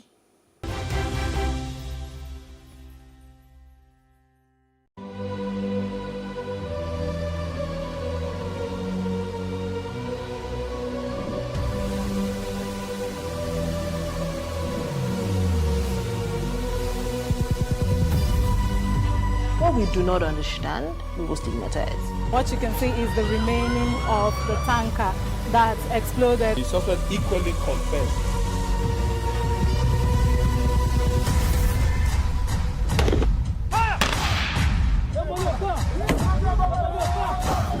A 500 naira they collect am. If you no talk, then go beat you. Now 2,500 they pay.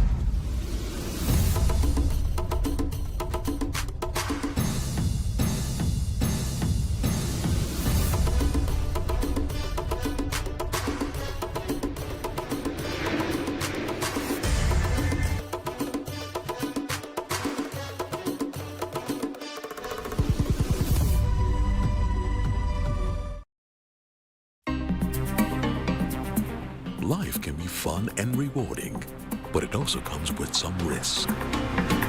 As in business, you win some, you lose some.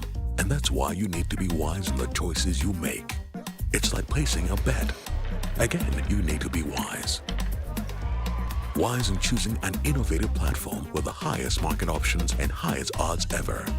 That's why Winners Golden Bet, the leader in online, in-shop, virtual, and live sports betting, gives you enhanced platforms that offer you the best chances of winning. For betting on live soccer matches, live dog races, and virtual games. Winners Golden Bet is your best bet. Instant payment on winnings guaranteed. Play online or in any of our numerous shops nearest to you. Hey guys, be wise. Play on Winners Golden Bet. Winners Golden Bet, the wise choice.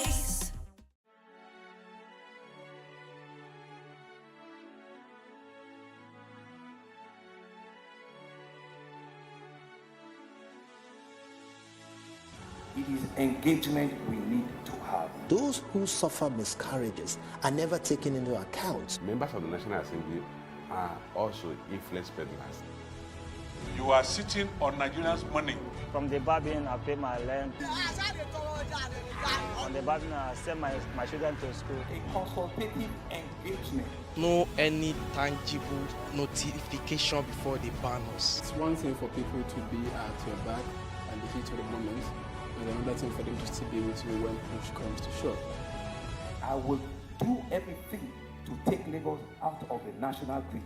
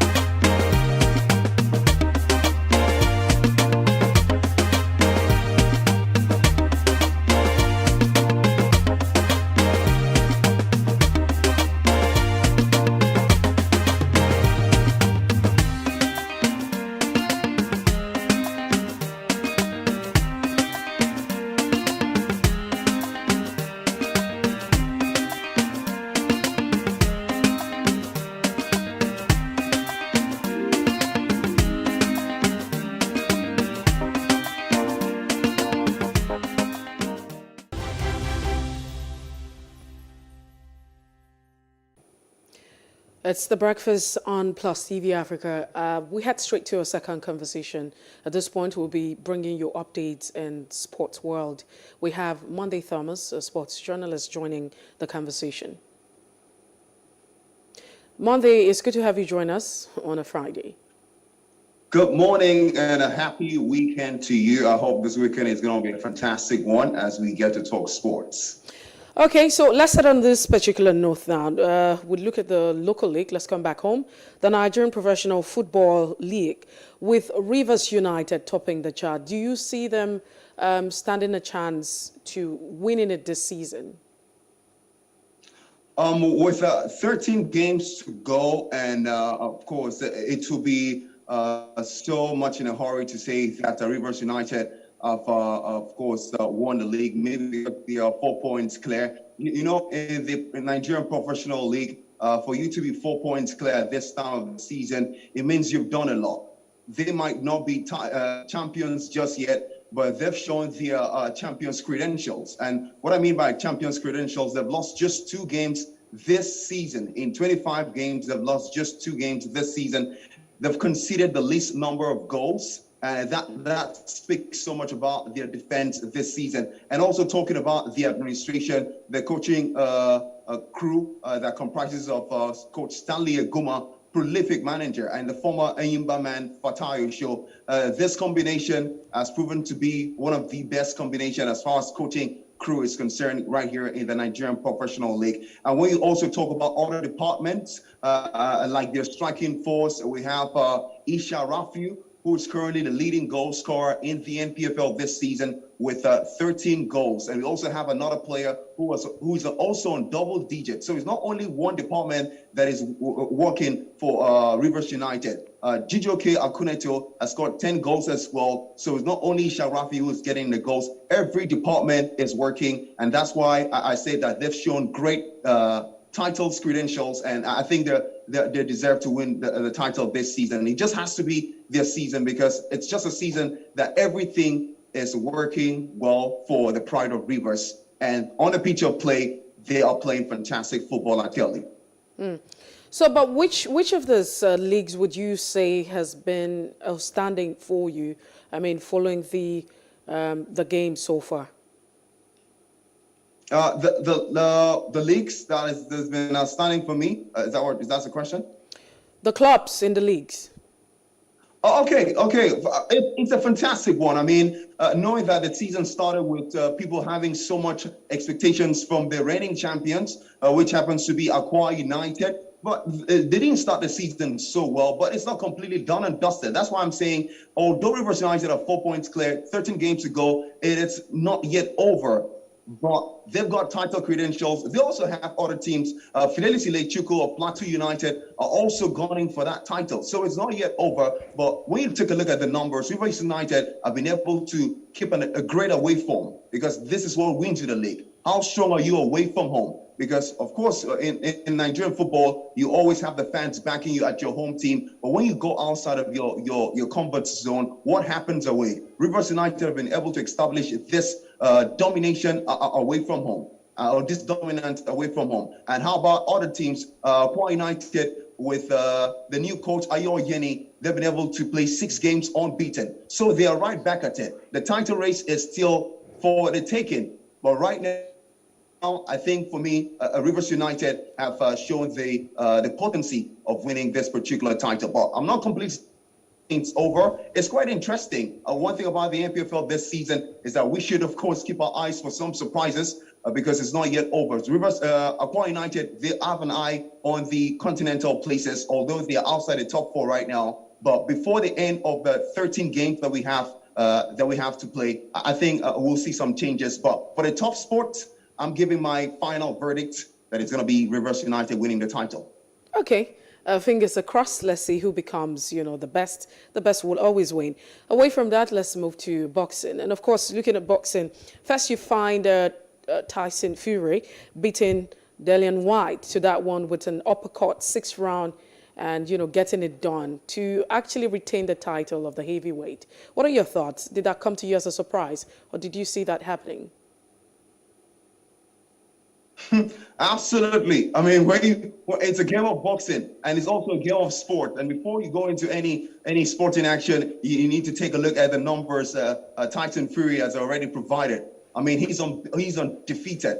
33 games or 33 bouts, 23 knockouts, 0 defeats. I mean, it shouldn't come as a surprise to anybody. He was the favorite in that particular game, in that particular bout, and he showed his dominance in the sixth round, knocking out Dillian White in one of the blows of the century, one of the uppercuts of the century. And we heard from Tyson Fury, he was giving credit to his trainer coach, Sugar. He was saying, Sugar, I've got to thank you for making me one of the greatest boxers in world boxing. I think he's a fantastic boxer, and he by no means it didn't come as a surprise to me. But the question a lot of people are asking, I mean, why is he retiring? Why does he opt to retire? I mean, he needs to take on Anthony Joshua for the comeback rematch. I'm like, it's his life, okay? In his quote yesterday, he said, I am happy that I have my brains, I have my health, I have my family. So now it's all about him. He has been involved in 33 bouts. He's unbeaten. He's undefeated. So he can now step aside for other people. And you know the saying, sometimes you need to leave when the ovation is the loudest. And I'm thinking this is what he's trying to do, and this is what is best for him. Take a look at the prize money he cutted away in that 6th round knockout of Dillian White. $33.6 million. What else do you want him to do? He's got lots of money. He's got his health intact. And this is the right time for him to say goodbyes. But the intrigue of boxing, the fascinating thing about boxing is that when old boxers come out from retirement, so we shouldn't completely believe him, but the argument, should he retire or should he not retire, should be out of everyone's league because it's his life. So he can do whatever he wants to do. But I'll certainly await his return, but we should give him the benefit of the doubt that if he wants to hang in his gloves, he has the right to do so. So it might just be, perfect for him to take the bout now that, like you rightly mentioned, he seemed to be having all of the cheers for him.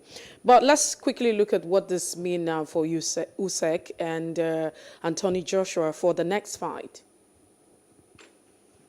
Okay, it's certainly going to be another battle for supremacy. And I think Anthony Joshua's got a lot to prove. He has got a lot to prove. I mean, no one really will judge him. No one will really come against him for losing against Tyson Fury. Of course, Tyson Fury had more experience than him on the night. But I think against Usyk, he's got an upper hand. Although for me, there's absolutely no favorites for that particular one. I wouldn't think Usyk is better than Anthony Joshua, and I wouldn't think Anthony Joshua is outrightly better than Usyk. Don't you think that you're just being patriotic? Maybe you're just being a Nigerian now, knowing that everyone would always want to root for Nigeria. I mean, especially when you're not a Nigerian. So Anthony Joshua. But I'm not doing that.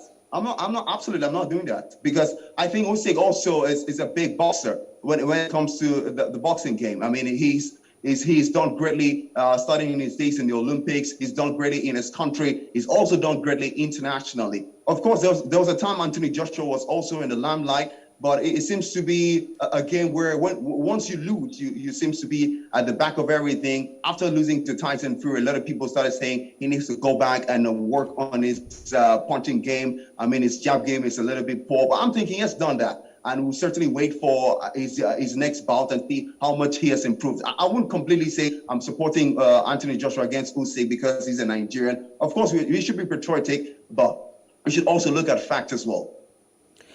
So quickly, this might just be the last one on the table, as we call it, of the UEFA Champions League so far. How would you rate the performance? I mean, the clubs, looking at all of the games that have been played.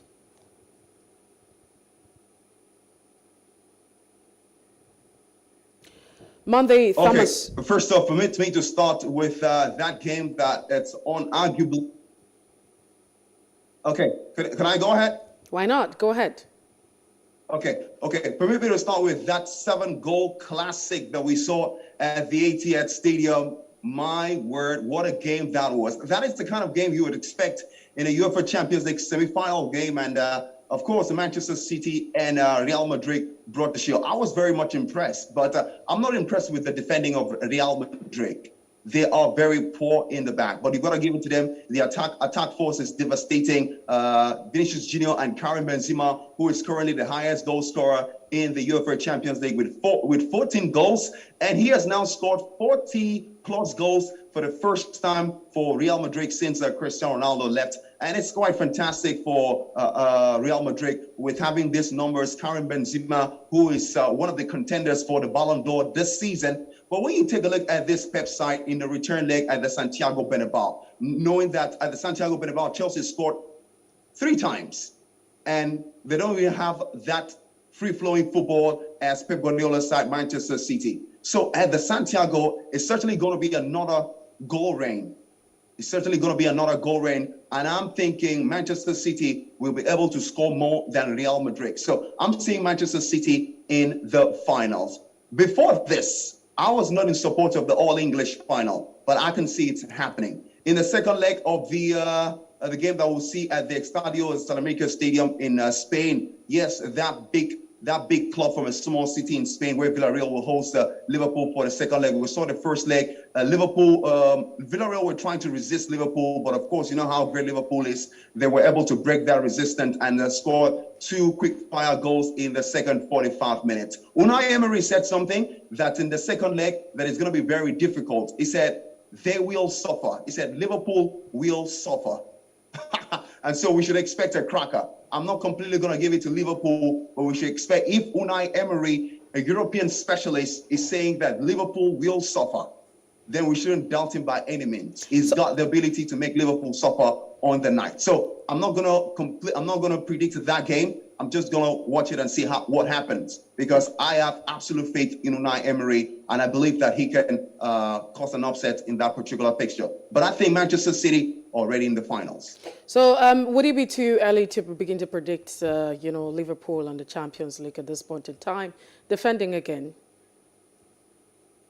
I didn't get that question. Would you think it would be too early to begin to predict for Liverpool looking at the Champions League? That's right. It will be so early, because with Unai Emery is not a manager who talks a lot. I mean, if it comes out to say that Liverpool are going to suffer, then we should wait for it. Fingers we should crossed. wait to see Liverpool suffer. I'm not saying Liverpool might not win, but Unai Emery says they're going to suffer, and I think they will. All right, Monday, it's good to have you join us this morning and being part of the show. We do appreciate you. Thank you so much. Monday and a Friday, thank you once again. It was fantastic being here. When the producer told me the show was going to be 30 minutes, I was a little bit excited, because we still have some NBA playoffs to talk about. I mean, if there is time, I mean, I don't mind. But we're being prompted to go because we have to take the news at 9 o'clock. Thank you so much. We appreciate your time. All right, no problem. Have a great day. Fantastic weekend. All right. And that's the size of the conversation. Sports update coming through. Fingers across. Let's see how it pans out, across sport. We'll definitely be here to bring you up to speed with all of the developments in the sports world. Justin, it has been fantastic. It's been a very wonderful Friday, if I may say, if I would. But thank God it's Friday, like we'd always say. And thank you to all of our viewers who have watched the show all through Monday to Friday. We promise to return again on Monday. And indeed, enjoy your extended weekend for those of you who will be holidaying Monday and Tuesday. So you have all of the weekend, Friday, Saturday, Sunday, Monday, Tuesday. But hey, we'll be here for you. My name is Justin Akadonye. And if you missed out on any part of the conversation, it's all right to follow us on Facebook, Twitter and Instagram, and do subscribe to the YouTube channel. We're at PlusTvAfrica and PlusTvAfrica Lifestyle. I am Messi Boko. Have a great Friday.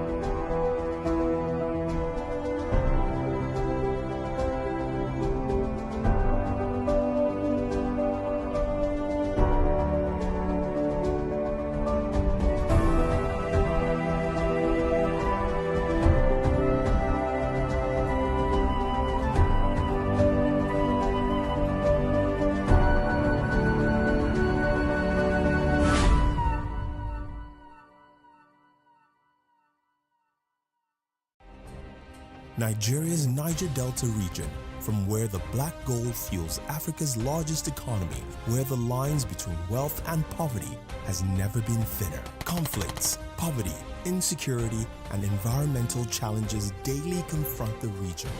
How can the Niger Delta story be changed for the better? Join Mamude Akuga at 9 p.m. every Friday evening on Plus TV Africa as he probes deep in search of solutions. Inside the Niger Delta with Mamude Akuga, the authentic voice of Nigeria's oil-rich region. In raising our kids, parents should stop playing God. The internet is actually using the people. But when you are looking for money to help other people, then it becomes easy. Don't rush into marriage. I always say this. You rush in, you rush out. Family is the bedrock of every society and the essence of life. On Today with John and Helen, we dig deep into family values in every sense of the word. Join us every Saturday at 9:15 a.m. on Plus TV Africa, DSTV channel 408. With you, we play a part in strengthening the values passed from generation to generation.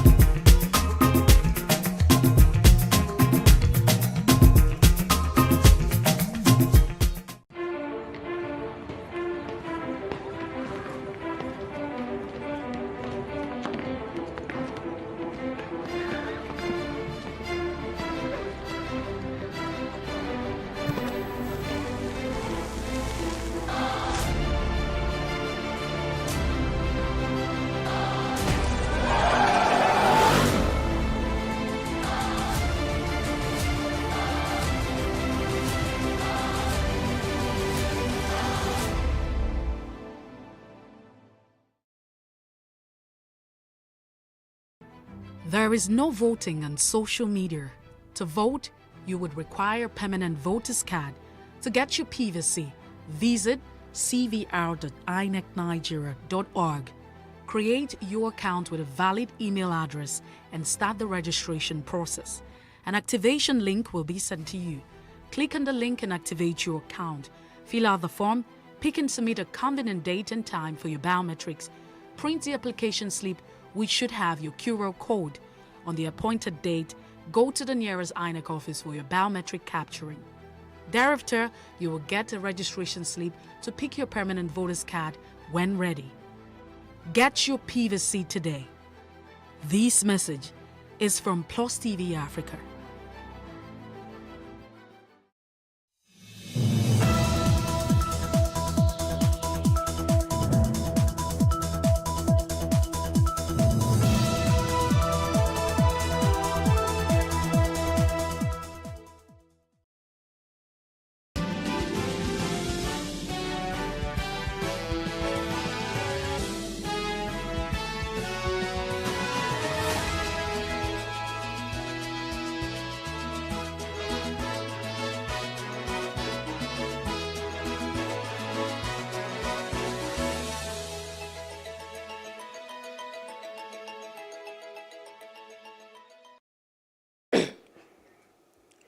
Good morning. I am Jacinta Obioko with the news brief. Vice President of Nigeria, Professor Yemi Osinbajo, has said that the country is in need of a leader who is knowledgeable and understands the process of running its socio-economic system at this time. The Vice President made this statement in Asaba, Delta State, where he informed the Asagba of Asaba of his interest to run for the position of president and also solicit for blessings. Our Asaba correspondent Umejero Friday reported that Professor Osinbajo thereafter held an indoor meeting with the delegates of the All Progressive Congress APC in the state. And, Majesty, I think that in the coming years, our nation will need the kind of leadership that at least has some experience. And I believe that God has provided me with that experience. I have not only come to do as a matter of responsibility, but as a matter of service also to our country. My desire at all times, Your Majesty, is to serve this country and to do so with everything that I have. Pride of place that has become his manifest destiny. It is my great pleasure, of course, Your Majesty, not just to inform you, but also to seek your blessings and your prayers. On his part, the Asagba of Asaba, Professor Chike Edozia, noted that insecurity has become a major problem in the country and that it's time for the government to make funds available for communities to run the security activities in their areas. To have a new constitution. One of the first things they did was to take the traditional rulers out of the governmental system and remove the 5%. So, some state governments have passed laws bringing it back, or most of the states have not done so. So that even if you give back security to the traditional rulers, you will have to provide the resources for them to do it, because they cannot do it empty-handed. So if we want security, we want the return of the authority to the traditional rulers and the people to secure themselves, and the government has to provide them with the resources to do so. That's very important if we want to fight this insecurity seriously. It can only be solved if the communities are given the power to secure themselves and the communities. Ebonyi State Governor Dave Umahi has picked the nomination and expression of interest forms to contest the presidential election in 2023 on the platform of the ruling All Progressive Congress. This puts to rest the insinuations recently within Ebonyi and beyond that the governor had jettisoned his presidential ambition for the Ebonyi South Senatorial Zone contest. Umahi, in a post on his verified social media, displayed the receipt of the 100 million naira form, which he, for both the expression of interest and nomination forms, as he had been earlier challenged by the Rivers State Governor Nelson Wike to contest the presidential election if he was a man. A presidential aspirant on the platform of the All Progressives Congress, Rotimi Amechi, has said that his presidential ambition was born out of the need to serve and provide selfless leadership to Nigerians.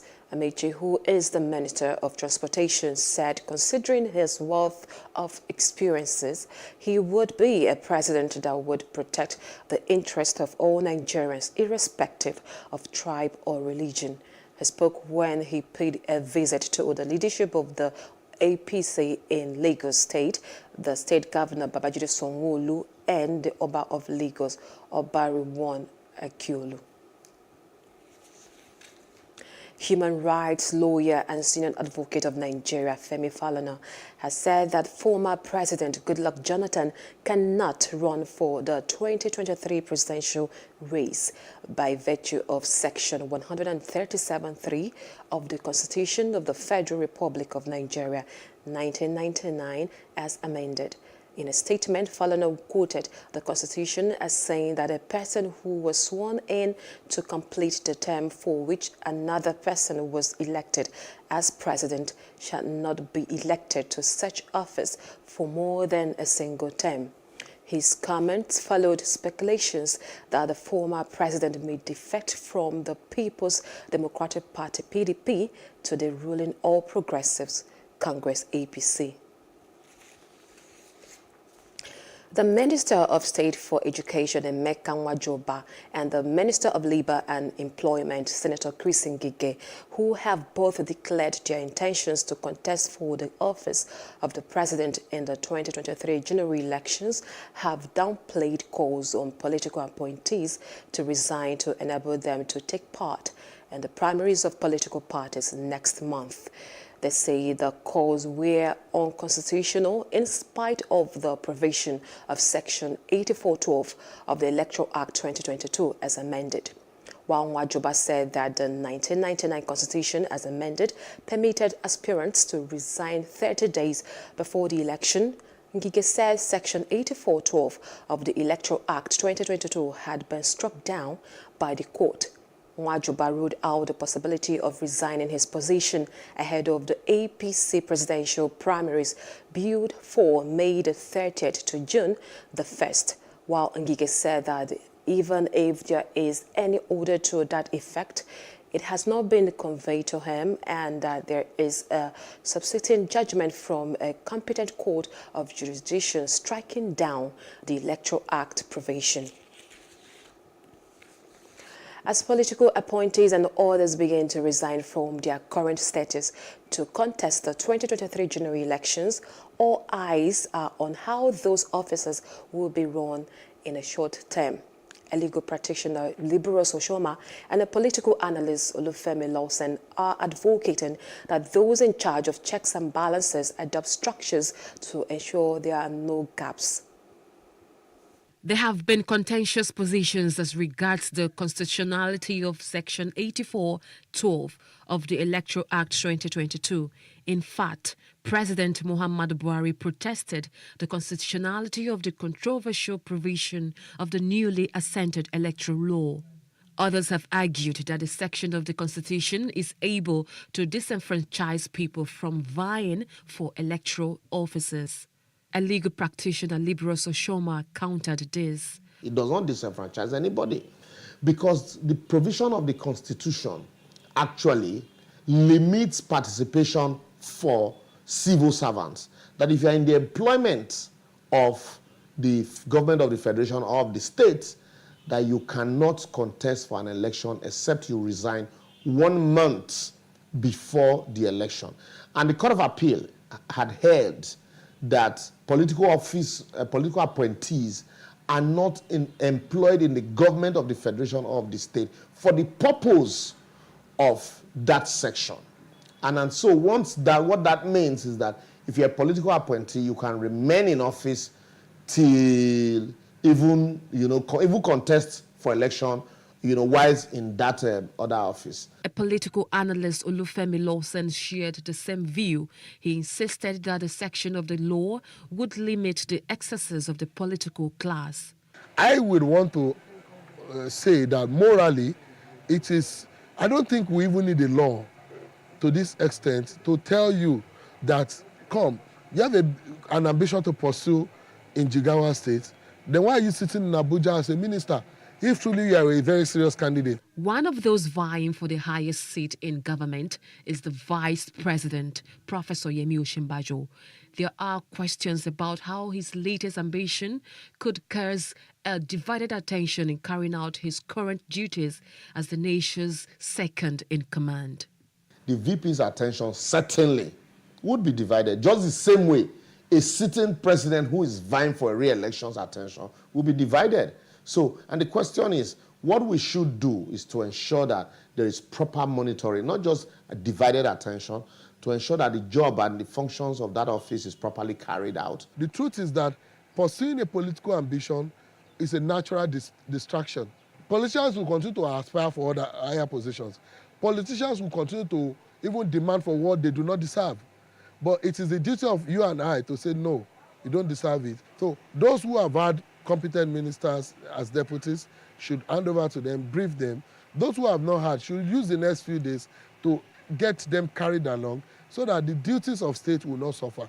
INEC has given political parties between April 4 and June 3, 2022 to conduct primaries. This means that public office holders seeking to be elected must resign before June 3, when INEC expects that all issues on party primaries must have been resolved.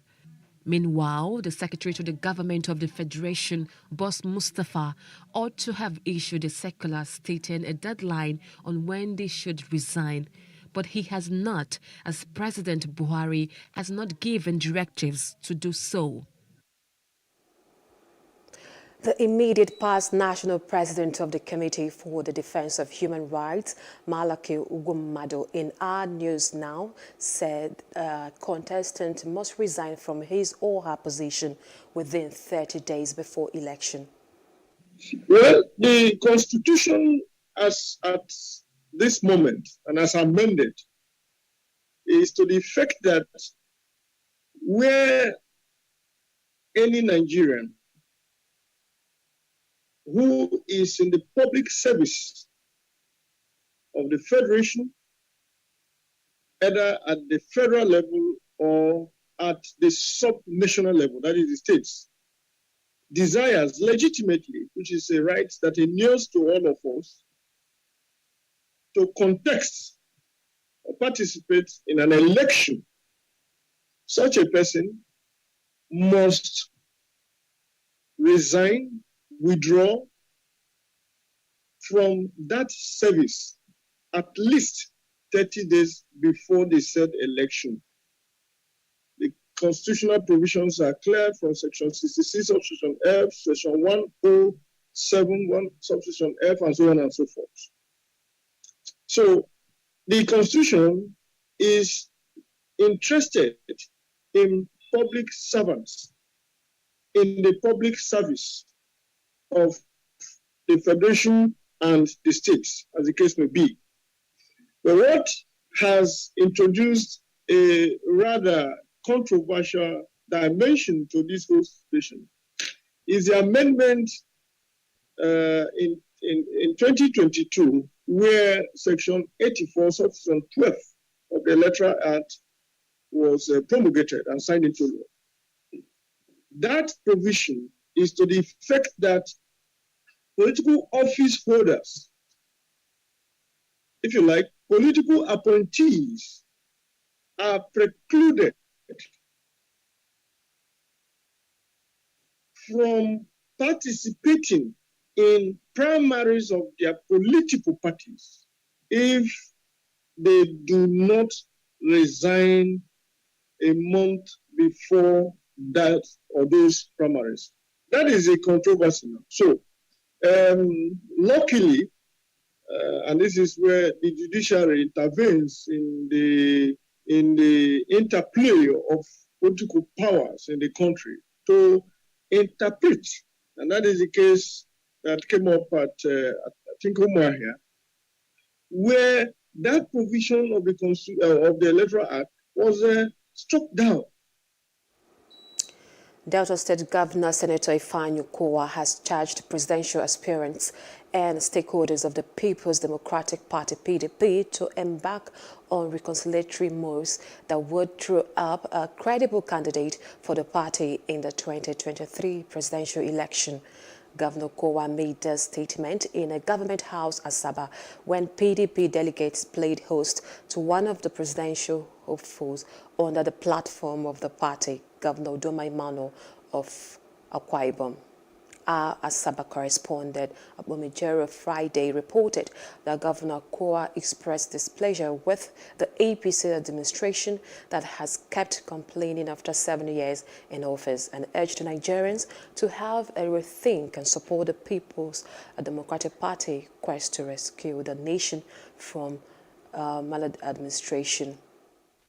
The APC-led government has they've done 7 years. And even at the end of the 7 years, they are still blaming past administrations. That is not governance. Because if you meet something and you meet it in a very bad state, as they made us believe, by the time you go through the first year, the second year, the third year, the fourth year, and you're still complaining, and you're about ending the 2-year tenure and you're still complaining, then something is wrong with that government. On his part, his presidential hopeful and Governor of Akwa Ibom State, Udoma Emmanuel, said he was offering himself to serve as president because he has answers to the myriads of challenges confronting the socio-economic and infrastructural growth and development of the country in the last 7 years. As Udoma Emmanuel, to partner with God to rescue Nigeria and restore that which we have lost so that we can move and also give hope to our own young generations. Justice Babu Kumi of Federal High Court in Ado-Ekiti has adjourned a suit instituted by a Yoruba self-determination group, Ilana Omo Odua, seeking interpretations of certain clauses of the 1999 Constitution till May 11 this year. The suit also sought an order stopping the governorship elections in Ekiti and Osun states. Respondents in the suit, the Attorney General of the Federation and the Independent National Electoral Commission were absent in the court. Prosecuting counsel Tolu Babale says the Ilana of Odua worldwide who are seeking self-determination as their right has approached the court of law for redress of Nigeria's constitution instead of taken to the streets. One of the claimants, Bayo Oriri, said the suit becomes important as a result of ethnic cleansing experience in parts of the country. We serve them, that is the Attorney General of the Federation, and I know they are not here, but the court has granted another adjournment for 11th of May and gave us order that we should serve them hearing notice. So if they are not here on 11th of May, we will proceed. The court will not wait for anybody because they have already been served. They are aware of this date. But since the case is coming up for the first time, we want to, the court wants to give them another opportunity. We are of the opinion that the constitution we have in Nigeria is faulty. When the 1999 constitution was provided, we didn't have such. Some people were just selected by the military government, to write a paper on our behalf, and not all of us were carried along. And more so, even after writing the constitution is still expected to go through referendum. Sometimes some communities or people, they use plebiscite and all of that. So we feel that the constitution is faulty, and that's why we have come to the court to explain to us why and to seek nullification of that constitution so that we can have a fresh start.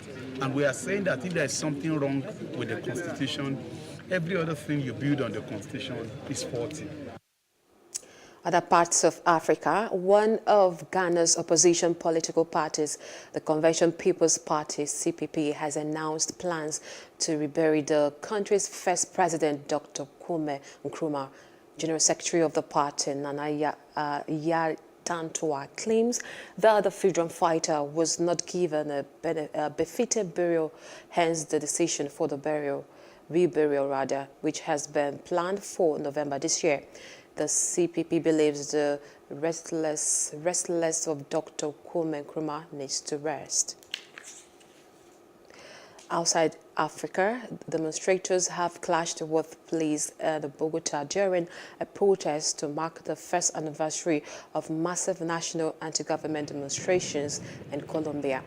According to the police report, the protesters faced down police in riot gear, blasts from a water cannon and tear gas as 13 people were arrested and 3 police officers were injured during the day of protests. Students and workers took to the streets of Bogota to commemorate the first anniversary of the national strike in Colombia against President Ivan Duque. In entertainment news now, Pete Davidson joined Kim Kardashian and her family in court during the closing arguments and the Blac Chyna defamation trial. Pete reportedly laughed and put his head down to hide his amusement when the Kardashian attorney said Blac Chyna smashed a gingerbread house during an argument with Rob.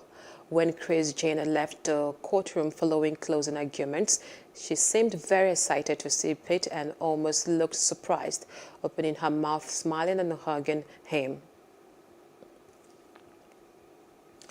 And in sports news now, Manchester United interim manager Ralph Rangnick confirmed he said that he will stay at the club in the consultancy role when Dutchman Erik Ten Hag replaces him on the bench at the end of the season.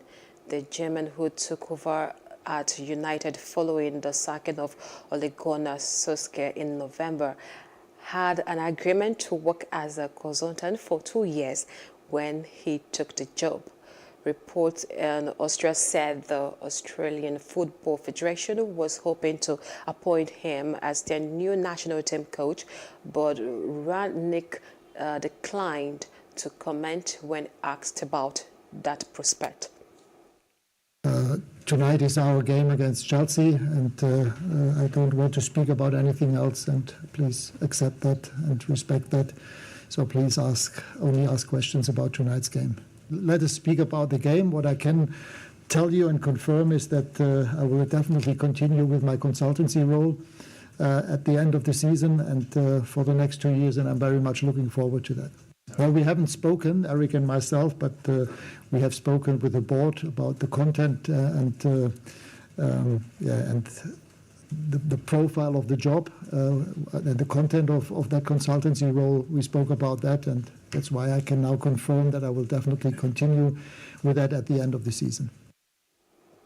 That's the news brief. For more stories, please follow us at PlusTvAfrica on Facebook, Twitter, and Instagram. And just subscribe to our YouTube channel at PlusTvAfrica and PlusTvAfrica Lifestyle. I am Jacinta Obiugo. Thanks for watching.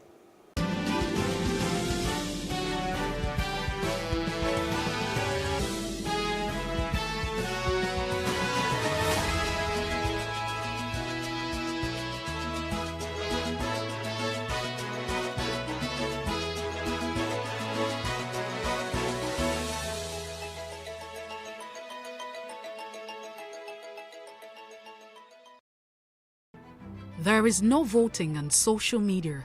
To vote, you would require a permanent voter's card.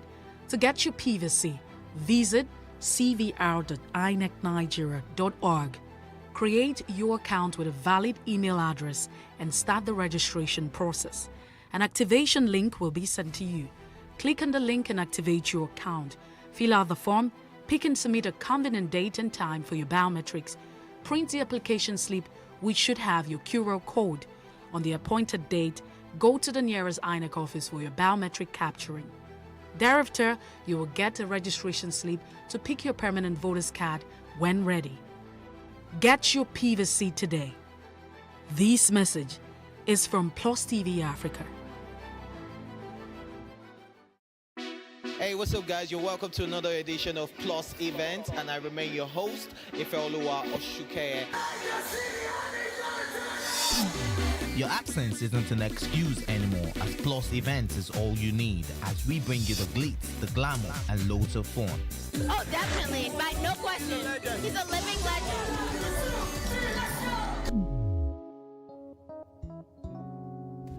Oh, God forbid, Holy Ghost fire, I know. I just want to be blown away. I want to be wild. This is 11 years of doing it.